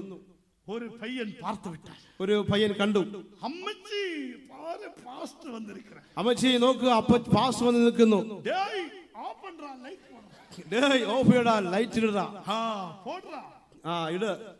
என்னன்னு എന്താന്ന് ചോദിച്ചു. இந்த பிள்ளைங்க இப்படி எல்லாம் ஜோக் எல்லாம் பார்ப்பாங்க. ഈ കുഞ്ഞുങ്ങൾ ഇങ്ങനെ തമാശകൾ കണ്ടുകൊണ്ടേയിരിക്കും. அப்போ நான் அதிலே ஒரு பையன் இருக்கிறான். അതിലൊരു പയ്യൻ ഉണ്ടായിരുന്നു, கொஞ்சம் வாழ்த்தர பையன். ഒരു കുഷ്ഠരോഗി പിടിച്ചതായ ഒരു പയ്യൻ. அவன் கரெக்ட்டா சொல்லுவான். അവൻ ശരിയായിട്ട് പറഞ്ഞു. அம்மச்சி எவ்வளவு நேரம் இருந்தார்கள் சொல்லுப்பா. അമ്മച്ചി എത്ര മണിക്കൂർ നേരം ഇരുന്നു എന്ന് പറയുവിൻ. அப்பச்சா 6 மணிக்கு உட்கார்ந்தாங்க. இப்ப பாருங்க 9 மணி வரை உட்கார்ந்தாங்க. അപ്പച്ച 6 മണിക്ക് ഇരുന്നാണ്, ഇപ്പൊ നോക്കൂ 9 മണിയായി. பாருங்க, നോക്കുവിൻ. ஆண்டவருடைய சமூகத்துக்கு வந்து உட்கார முடியாது. ദൈവസന്നിധിയിൽ വന്നിരിക്കുവാൻ കഴിയുന്നില്ല. உலகத்தின் இருளுக்கு இடம் கொடுத்து கொண்டிருக்கிறார். ലോകത്തിന്റെ ഇരുളിന് ഇടം കൊടുത്തുകൊണ്ടേയിരിക്കുന്നു. பைபிள் கிளாஸுக்கு வர முடியாது. ബൈബിൾ ക്ലാസ്സിന് വരുവാൻ സമയമില്ല. காத்திருப்பு கூட்டத்துக்கு സമയം வர முடியாது. കാത്തിരിപ്പിന് വരാൻ സമയമില്ല. ஏனென்றால் அந்த ஒவ்வொரு நாள் சீரியல் பார்த்து கொண்டிருக்கிறார். എന്തുകൊണ്ടെന്നാൽ ഓരോ നേരത്തിലും ആ സീരിയൽ കണ്ടുകൊണ്ടേയിരിക്കുന്നു. மருமகள் மாமியாரை துன்புறுத்துற சீரியல், മരുമകൾ അമ്മായിയെ ഉപദ്രവിക്കുന്ന സീരിയൽ. கிளைமாக்ஸ் வரும்போது நாளை தொடரும். അവസാന ഭാഗം വരുമ്പോൾ നാളെ തുടരും. அப்போது நாளைக்கு புதன்கிழமை பைபிள் ஸ்டடி, ஐயோ பைபிள் ஸ்டடி போனா ഇത് பார்க்க முடியாது. നാളെ ബുധനാഴ്ച വേദപാഠം ബൈബിൾ ക്ലാസ്, അത് അവിടെ പോകുകയാണെങ്കിൽ ഇത് കാണാൻ പറ്റത്തില്ല. இன்றைக்கு என்ன நடக்கிறது? ഇതെന്താണ് സംഭവിക്കുന്നത്? மேய்ப்பர்கள் தூங்கிக் கொண்டிருக்கிறார்கள். ഇടയന്മാർ ഉറങ്ങിക്കൊണ്ടേയിരിക്കുന്നു. மேய்ப்பர்கள் என்று சொன்னால் நம்முடைய ஆவி, ஆத்துமா, சரீரம். ഇടയന്മാർ എന്ന് പറയുമ്പോൾ നമ്മുടെ ആത്മാവ്, ദേഹം, ദേഹി, ആത്മാവ് தூங்கிக் கொண்டிருக்கிறார்கள். ഉറങ്ങിക്കൊണ്ടേയിരിക്കുന്നു. மந்தையை காக்கும்படியாக அழைக்கப்பட்டவர்கள், ആട്ടിൻകൂട്ടത്തെ കാത്തു സൂക്ഷിപ്പാൻ വിളിക്കപ്പെട്ടവർ, குடும்ப வாழ்க்கையை, உன் குடும்ப வாழ்க்கை ஜெபத்தினாலே தாங்கும்படியாக அழைக்கப்பட்டவர், നിങ്ങളുടെ കുടുംബജീവിതത്തെ പ്രാർത്ഥനയാൽ താങ്ങുവാൻ വിളിക്കപ്പെട്ടവരായ നിങ്ങൾ. பிள்ளைகள் பின்மாற்ற நிலவரத்துக்கு போக காரணம் என்ன? നിങ്ങളുടെ മക്കൾ പിന്മാറ്റത്തിന്റെ അവസ്ഥയിലേക്ക് പോകാൻ കാരണം എന്താണ്? நீ தூங்கிக் கொண்டிருக்கிறாய். നിങ്ങൾ ഉറങ്ങിക്കൊണ്ടേയിരിക്കുന്നു. நீ விழித்துக் கொண்டிருக்கிறதில்லை. നിങ്ങൾ ഉണർന്നുകൊണ്ടിരിക്കുന്നില്ല. என்னுடைய வாழ்க்கையிலிருந்து ஒரு அனுபவத்தை சொல்ல விரும்புகிறேன். എന്റെ ജീവിതത്തിൽ ഒരു അനുഭവത്തെ പറയുവാൻ ആഗ്രഹിക്കുന്നു. நான் ஒரு 10வது வகுப்பு படித்துக் கொண்டிருக்கும்போது, ഞാൻ 10ാം ക്ലാസ്സിൽ പഠിച്ചുകൊണ്ടിരിക്കുമ്പോൾ அங்கே PT period, physical training period, physical training സമയത്തിൽ அது ஒரு 2:30 முதல் 3:30 வரை 2:30 മണി മുതൽ 3:30 മണി വരെ கிரவுண்டுக்கு போக வேண்டும். ഗ്രൗണ്ടിലേക്ക് പോകണം. யாரும் கிளாஸ்ல உட்கார முடியாது. ആരും ക്ലാസ്സിൽ ഇരിക്കുവാൻ പാടില്ല. நான் ஞானஸ்நானம் எடுத்து 6 மாதம் ஆகிவிட்டது. ഞാൻ ജലസ്നാനം എടുത്ത് 6 മാസമായിട്ടുള്ളൂ. திடீர்னு அந்த என்னோட கிளாஸில் பையன்கள் எல்லாம் சேர்ந்து என்னை காலை கையும் பிடித்து அந்த புல் தரையிலே படுக்க போட்டார். എന്റെ സ്കൂളിലെ പിള്ളേർ എന്നെ പിടിച്ച് എന്റെ കയ്യിലും കാലും പിടിച്ച് ആ പുല്ലിലേക്ക് കൊണ്ട് കിടത്തി. ஒருவன் சிகரெட்டை വലിத்தான். ഒരുവൻ സിഗരറ്റ് വലിച്ചു. நீ இன்றைக்கு இந்த சிகரெட்டை വലിக்க வேண்டும். നീയും ഇന്ന് ഈ സിഗരറ്റ് വലിക്കണം. நான் சொன்னேன், நான் இயேசுவின் பிள்ளை. ഞാൻ പറഞ്ഞു, ഞാൻ യേശുവിന്റെ മകൻ, நான் രക്ഷിക്കപ്പെട്ട ദേവനുடைய பிள்ளை. ഞാൻ രക്ഷിക്കപ്പെട്ട ദൈവവൈതൽ. എന്നോട് നിങ്ങൾ இந்த துரோகம் செய்யக்கூடாது. എന്നോട് നിങ്ങൾ ഈ ദ്രോഹം ചെയ്യരുത്. நான் சிகரெட் വലിக்க மாட்டேன். ഞാൻ സിഗരറ്റ് വലിക്കുകയില്ല. நான் ஆண்டவருடைய பிள்ளை. ഞാൻ ദൈവത്തിന്റെ മകൻ. அவர்களுக்கு தெரியும், അവർക്കറിയാം. ஆனால் அவன் சிகரெட்டை கொண்டு வர ஆரம்பித்தான். എന്നാൽ അവർ സിഗരറ്റ് കൊണ്ടുവന്നു. 4 പേർ சேர்ந்து என்னை பிடித்துக் கொண்டிருக்கிறார்கள். 4 പേർ ചേർന്ന് എന്നെ പിടിച്ചുകൊണ്ടേയിരുന്നു. நான் ഹൃദയത്തിൽ അഴുവ ആരംഭിച്ചു. ഞാൻ ഹൃദയത്തിൽ കരയുവാൻ തുടങ്ങി. യേശുവേ എന്നെ രക്ഷിയും. യേശുവേ എന്നെ രക്ഷിക്കണമേ. என்று ஒரு பையன் வந்தான். പെട്ടെന്ന് ഒരു പയ്യൻ വന്നു. അവനെ ഒരേ അടി അടിத்தான். അവനെ ഒരു അടിയടി വെച്ചു. എല്ലാവരും വിട്ടു പോയി വിട്ടാர்கள். എല്ലാവരും വിട്ടിട്ട് പോയി കളഞ്ഞു. நான் தப்பித்து விட்டேன். ഞാൻ രക്ഷപ്പെട്ടു. நான் വീட்டுக்கு வந்தேன். ഞാൻ വീട്ടിലേക്ക് വന്നു. என் தாயாரிடம் கேட்டேன். ഞാൻ എന്റെ മാതാവിനോട് ചോദിച്ചു, எனக்காக நீங்கள் ஜெபித்தீர்களா? എനിക്ക് വേണ്ടി നിങ്ങൾ പ്രാർത്ഥിച്ചുവോ? நான் ஜெபித்தேன். ഞാൻ പ്രാർത്ഥിച്ചു. எப்பொழுது? എപ്പോൾ? நான் வேலை செய்து கொண்டிருக்கும்போது ஆவியானவர் எனக்கு ஏவுதல் தந்தார். ഞാൻ ജോലി ചെയ്തുകൊണ്ടിരിക്കുമ്പോൾ ആത്മാവിനെ ഉണർത്തി. எந்த நேரம்? അത് ഏത് നേരത്തിൽ? சரியான 2:45 ആവിയാനവർ എന്നെ ഉണർത്തിനാർ. ശരിയായിട്ട് 2:45 മണിക്ക് എന്നെ ആത്മാവ് ഉണർത്തി. 2:45 നിന്ന് 3:15 വരെ இந்த സംഭവം. 2:45 മുതൽ 3:15 വരെ ഈ സംഭവം നടന്നു. ஆவியானவர் உணர்த்தபடியால் உனக்காக நான் போராடி அபிஷேகத்தில் ஆவியிலே நிறைந்து ஜெபித்தேன். ആത്മാവിനെ ഉണർത്തി നിമിത്തമായി നിനക്ക് വേണ്ടി ഞാൻ ആത്മാവിൽ പോരാടി പ്രാർത്ഥിച്ചു. ஆண்டவரே, ஆண்டவரே என் மகனை விடுவியும். எந்த பிரச்சனையா இருந்த விடுவியும். ദൈവമേ, എന്റെ മകനെ ഏത് പ്രശ്നമായിരുന്നാലും അതിൽ നിന്ന് വിടുവിക്കണമേ. ഓ, എൻ തായാർ ഒരു മേയ്പ്പராக எங்கள் வீட்டிலே இருந்தார்கள். എന്റെ മാതാവ് ഒരു ഇടയനെ പോലെ എന്റെ ഭവനത്തിൽ കാണപ്പെട്ടിരുന്നു. பிள்ளைகள் பின்மாற்றத்துக்கு போக காரணம் நீயே காரணம். നിങ്ങളുടെ മക്കൾ പിന്മാറ്റത്തിലേക്ക് പോകാൻ പോകാൻ കാരണം നിങ്ങൾ തന്നെയാണ്. ஒரு காரியம் நீ சொல்லக்கூடாது. ഒരു കാര്യമാണ് നിങ്ങൾ പറയരുത്. சண்டே ஸ்கூல் விட்டேன் என்று நீ பெருமை பாராட்டாதே. സൺഡേ സ്കൂൾ നിർത്തിയെന്ന് നിങ്ങൾ നിഗളിച്ച് പറയരുത്. ஓ என் பிள்ளைகளை இப்படி நான் பிரைஸ் வாங்கினார் என்று நீ பெருமை பாராட்டாதே. സൺഡേ എന്റെ കുഞ്ഞുങ്ങൾ ഇപ്രകാരം പ്രൈസ് മേടിച്ചു നിങ്ങൾ നിഗളിച്ച് പറയരുത്. ஒரு வீட்டிலே தாயும் தகப்பனும் மேய்ப்பர்களாய் இருக்கிறார்கள். ഓരോ ഭവനത്തിൽ മാതാപിതാക്കൾ ഇടയന്മാരെ പോലെ ഇരിക്കുന്നു. தங்களுடைய பிள்ளைகளை தங்களுடைய ஆத்துமாக்களை கர்த்தருக்கு சந்நிதியிலே நிறுத்தும்படியாக, തങ്ങളുടെ ആത്മാക്കളെ കുഞ്ഞുങ്ങളെ ദൈവത്തിന്റെ സന്നിധിയിൽ നിർത്തുവാൻ, தங்களுடைய பிள்ளைகளை கர்த்தர் வழியாக வளர்த்தும்படியாக, തങ്ങളുടെ കുഞ്ഞുങ്ങളെ ദൈവത്തിന്റെ വഴിയിൽ വളർത്തിയെടുക്കുവാൻ ஆண்டவர் கேட்கிறார், மேய்ப்பர்களே உங்கள் ஆடுகள் எங்கே? ദൈവം ചോദിക്കുന്നു, ഇടയന്മാരെ നിങ്ങളുടെ ആടുകൾ എവിടെ? சபைக்குள்ளே இருள் பிரவேசிக்க கூடாது. സഭയിൽ ഇരുൾ പ്രവേശിക്കരുത്. உலகம் என்ற வேஷம் சபையிலே பிரவேசிக்க கூடாது. ലോകമെന്ന വേഷം സഭയിൽ പ്രവേശിക്കരുത്. மாம்சத்தின் இச்சை சபையிலே பிரவேசிக்க கூடாது. ജഡത്തിന്റെ അഭിലാഷങ്ങൾ സഭയിൽ പ്രവേശിക്കരുത്. இச்சை சபையிலே பிரவேசிக்க கூடாது. ഇച്ഛകൾ സഭയിൽ പ്രവേശിക്കരുത്. ஜீவனத்தின் பெருமை சபையிலே பிரவேசிக்க கூடாது. ജീവനത്തിന്റെ പ്രതാപം സഭയിൽ പ്രവേശിക്കരുത്. உலகத்தின் வழிபாடுகள் சபையிலே பிரவேசிக்க கூடாது. ലോകത്തിന്റെ വഴിപാടുകൾ സഭയിൽ പ്രവേശിക്കരുത്. பிரவேசித்தால் അങ്ങനെ പ്രവേശിച്ചാൽ சபை இருளிலே காணப்படும். സഭ ഇരുളിൽ കാണപ്പെടും. இருளில் காணப்படுகிறது மாத்திரமல்ல, ഇരുളിൽ കാണപ്പെടുക മാത്രമല്ല, இந்த சத்தியத்திற்கு விரோதமாக பேசிக்கொண்டே இருப்பார்கள். ഈ സത്യത്തിന് വിരോധമായി അവർ സംസാരിച്ചുകൊണ്ടേയിരിക്കും. ஆகையால் அருமையானவர்களே, ആകയാൽ പ്രിയമുള്ളവരെ, ஓ இப்போது கடைசி காலம், ഒരു അന്ത്യകാലം, ஒரு எழுப்புதலின் காலம். ഒരു ഉണർവിന്റെ കാലം. இந்த எழுப்புதலின் காலத்திலே ഈ ഉണർവിന്റെ കാലത്തിൽ கர்த்தர் உங்களை கொண்டு பெரிய காரியங்களை செய்ய விரும்புகிறார். കർത്താവ് നിങ്ങളെ കൊണ്ട് വലിയ കാര്യങ്ങൾ പ്രവർത്തിപ്പാൻ ആഗ്രഹിക്കുന്നു. நீ உறங்க வேண்டிய காலமல்ல, നിങ്ങൾ ഉറങ്ങേണ്ട നാളുകളല്ല. உன்னுடைய பிள்ளைகளுக்காக, നിങ്ങളുടെ മക്കൾക്ക് വേണ്ടി, குடும்பத்திற்காக, നിങ്ങളുടെ കുടുംബത്തിനായി, சபைக்காக, സഭയ്ക്ക് വേണ്ടി, சத்தியத்திற்காக, സത്യത്തിനായി, വേലക്കാർക്ക് വേണ്ടി நீ ஜெபிக்க வேண்டிய நாட்கள் இதுவே. പ്രാർത്ഥിക്കേണ്ട നാളുകൾ. ஓ நீ தூங்க வேண்டிய நாட்கள் அல்ல, നിങ്ങൾ ഉറങ്ങേണ്ട നാളല്ല. அது உன்னை அழைத்த நோக்கத்தை நிறைவேற்ற வேண்டும். നിങ്ങളെ വിളിച്ചതിന്റെ ഉദ്ദേശത്തെ നിറവേറ്റണം. இயேசு சீக்கிரம் வரப்போகிறார். നമ്മുടെ യേശു വേഗം വരുവാൻ പോകുന്നു. நீங்கள் குனிந்த நபராயிருக்கலாம், നിങ്ങൾ ഉണർന്ന വ്യക്തിയായി കാണപ്പെടണം. பூமியை நோக்கி நபராயிருக்கலாம், നിങ്ങൾ ഭൂമിയെ നോക്കുന്ന വ്യക്തിയായി நேராய் நோக்கிய நபராயிருக்கலாம். നേരെ നോക്കുന്നവരായിരിക്കാം. ஆனால் கர்த்தர் இது ரெண்டும் விரும்புகிறது. എന്നാൽ കർത്താവ് ഇത് രണ്ടും ആഗ്രഹിക്കുന്നില്ല. நம்முடைய மீட்பு சமீபமாயிருக்கிறபடியால் വീണ്ടെടുപ്പ് ആസന്നമായിരിക്കുകയാൽ தலைகளை உயர்த்துங்கள். തലകളെ ഉയർത്തുവീൻ. நம்முடைய இயேசு சீக்கிரம் வரப்போகிறார். യേശു വേഗം വരുവാൻ പോകുന്നു. சேர்க்கும்படியாய் வரப்போகிறார். ആരെ ചേർക്കുവാൻ വേണ്ടി വരുന്നു? தலைகளை மேலே உயர்த்துகிறவர்களை, തലകളെ മേലെ ഉയർത്തുന്നവർക്കായി കണ്ണുകളെ മൂടുவோം. കണ്ണുകളെ അടയ്ക്കുവീൻ. ஆண்டவருடைய சமூகத்தில் தீர்மானம் எடுப்போம். ദൈവത്തിന്റെ സന്നിധിയിൽ തീരുമാനത്തെടുക്കുവീൻ. ஒருவேளை உன்னை நீ ஜெபிக்கிற அனுபவம் இல்லாத ஒரு மனிதனாக, ഒരു പക്ഷേ പ്രാർത്ഥിക്കുന്ന വ്യക്തിയായിട്ടല്ലായിരിക്കും കാണപ്പെടുന്നത്. ஜெபிக்கிற நபராக இல்லாத, പ്രാർത്ഥനയില്ലാത്ത ഒരു വ്യക്തിയെ പോലെ ആയിരിക്കാം. ஆனால் கர்த்தர் இன்றைக்கு ஒரு ஜெபத்தின் ஆவியினால் நிறைக்க போகிறார். എന്നാൽ ദൈവം ഇന്നൊരു പ്രാർത്ഥനയുടെ ആത്മാവിനാൽ നിങ്ങളെ നിറയ്ക്കുവാൻ ആഗ്രഹിക്കുന്നു. முக்காடை அவிழ்த்து விடும்படியாக, നിങ്ങളുടെ കെട്ടുകൾ അഴിച്ചു വിടുവാൻ, உங்கள் முக்காடை அவிழ்த்து விடும்படியாக, മൂടുപടത്തെ അഴിച്ചു വിടുവാൻ, உங்கள் கெட்டுகளை அவிழ்த்து விடும்படியாக കെട്ടുകൾ അഴിച്ചു വിടുവാൻ ஆவியானவர் வல்லமையாய் நம்மத்திலே அசைவாடி கொண்டிருக்கிறார். ആത്മാവ് ശക്തിയോടെ നമ്മുടെ മധ്യത്തിൽ പ്രവർത്തിച്ചുകൊണ്ടിരിക്കുന്നു. உணர்றீர்கள்? എത്ര പേർ അത് ഉണരുന്നു? எல்லாரும் கண்களை மூடுவோம். എല്ലാവരും കണ്ണുകൾ അടയ്ക്കുക. சரியான ஒரு அபிஷேகத்தை விட்டு கொடுவோம். ശരിയായ ഒരു അഭിഷേകത്തിന് நம்முடைய இயேசு சீக்கிரம் வரப்போகிறார். നമ്മുടെ യേശു വേഗം വരുവാൻ പോകുന്നു. நம்முடைய இயேசு சீக்கிரம் നമ്മുടെ வரப்போகிறார். യേശു വേഗം വരുന്നു. தலைகளை உயர்த்துங்கள். തലകളെ ഉയർത്തുവീൻ. அதனுடைய அர்த்தம் என்ன? അതിന്റെ അർത്ഥം എന്ത്? நம்முடைய மனது, നമ്മുടെ മനസ്സ്, நம்முடைய இருதயம் നമ്മുടെ ഹൃദയം கர்த்தர் பக்கமாய் ദൈവത്തിന്റെ പക്ഷമായി തിരിക്കും. ஜெபிக்கிறவர்களாய் மாற்றப்படுங்க. പ്രാർത്ഥന മനുഷ്യരായി நீ തീരാം. வேலை செய்யும்போது ஜெபித்துக் கொண்டிருப்பாய். നിങ്ങൾ ജോലി ചെയ്യുമ്പോൾ പ്രാർത്ഥിച്ചുകൊണ്ടേയിരിക്കും. நீ அடுப்பில் இருக்கும்போது ஜெபித்துக் നിങ്ങൾ கொண்டிருப்பாய். അടുക്കളയിൽ നിൽക്കുമ്പോൾ പ്രാർത്ഥിച്ചുകൊണ്ടേയിരിക്കും. வீட்டில் இருக்கும்போது ஜெபித்துக் നിങ്ങൾ கொண்டிருப்பாய். ഭവനത്തിലായിരിക്കുമ്പോൾ പ്രാർത്ഥിച്ചുകൊണ്ടിരിക്കും. பிரயாணத்தில் ஜெபித்துக் கொண்டிருப்பாய். യാത്രയിൽ പ്രാർത്ഥിച്ചുകൊണ്ടിരിക്കും. ஒரு பைத்தியக்காரனை போல, ഒരു ഭ്രാന്തനെ പോലെ, பைத்தியக்காரியை போல ഒരു ഭ്രാന്തിയെ പോലെ ஜெபித்துக் கொண்டிருக்க கர்த்தர் உன்னை அபிஷேகிக்கிறார். പ്രാർത്ഥിച്ചുകൊണ്ടിരിക്കാൻ ദൈവം നിങ്ങളെ അഭിഷേകിച്ചുകൊണ്ടിരിക്കുന്നു. அபிஷேகிக்கிறார். നിങ്ങളെ അഭിഷേകിക്കുന്നു. உன் இருதய கண்கள் നിങ്ങളുടെ திறக்கப்படுவதாக. ഹൃദയ കണ്ണുകളെ തുറക്കുവിൻ. எத்தனை பேர் ஒப்பு கொடுக்கிறீர்கள்? എത്ര പേർ സമർപ്പിക്കുന്നു? ஓ பார்வையாளரை போல வேடிக்கை பார்த்து ഒരു கொண்டிருக்கிறீர்கள். കാഴ്ചക്കാരനെ പോലെ നോക്കിക്കൊണ്ടിരിക്കേണ്ട பயங்கரமான ஒரு காலம் ഒരു ഭയങ്കരമായ നാളുകൾ வந்து கொண்டிருக்கிறது. വന്നുകൊണ്ടേയിരിക്കുന്നു. நீ அதிலிருந்து தப்பித்துக் கொள்ளும்படியாக അതിൽ നിന്ന് രക്ഷപ്പെടുവാൻ ஆவியானவர் உன்னை எச்சரிக்கிறார். ആത്മാവ് നിന്നെ ഉണർത്തുന്നു. ஆவியானவர் உன்னை எச்சரிக்கிறார். ആത്മാവ് നിനക്ക് മുന്നറിയിപ്പ് തരുന്നു. எல்லாரும் ஒப்பு கொடுங்க. എല്ലാവരും സമർപ്പിപ്പി. அபிஷேகத்துக்கு ஒப்பு கொடுங்க. അഭിഷേകത്തിന് സമർപ്പിപ്പി. வாயை திறந்து அந்நிய பாஷை பேசுங்க. വായത്തുറന്ന് അന്യഭാഷ സംസാരിപ്പി. இயேசு சீக்கிரம் வரப்போகிறார். യേശു വേഗം വരുന്നു. இயேசு சீக்கிரம் வரப்போகிறார். യേശു വേഗം വരുന്നു. தரவால கட்டிடாயிட மக்கரா.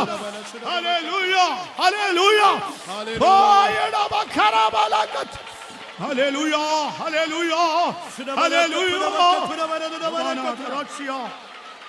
ഹല്ലേലൂയ. തുരവര, സുരവര, കത്തുരവര, ആമേൻ. തുരവര, കത്തുരവര. இந்த அபிஷேகம் போதாது, இந்த அபிஷேகம் போதாது. ഈ അഭിഷേകം പോരാ, ഈ അഭിഷേകം പോരാ. சரியான வல்லமையை பெற்றுக்கொள். ശരിയായ ശക്തിയെ പ്രാപിക്കുവീൻ. கர்த்தர் நீ ஆவியிலே நிறையும்போது നിങ്ങൾ ആത്മാവിൽ നിറയുമ്പോൾ கர்த்தர் கட்டுகளை அவிழ்க்கிறார். കർത്താവ് കെട്ടുകളെ അഴിക്കുന്നു, கட்டுகளை அவிழ்க்கிறார். കെട്ടുകളെ അഴിക്കുന്നു, ஆவியினால் நிறைக்கிறார். കൃപകളാൽ നിറയ്ക്കുന്നു. உன்னை தேவன் தெரிந்தெடுத்தார். കർത്താവ് നിങ്ങളെ തിരഞ്ഞെടുത്തിരിക്കുന്നു. நீ அதை மறந்து விடாதே. നിങ്ങളത് മറന്നു കളയരുത്. വായ തുറക്കുവീൻ. பேசு. അന്യഭാഷ സംസാരിപ്പീൻ. சரீரத்தை விட்டுக்கொடு. ശരീരങ്ങളെ വിട്ടുകൊടുക്കുവീൻ. வல்லமை இறங்கட்டும்.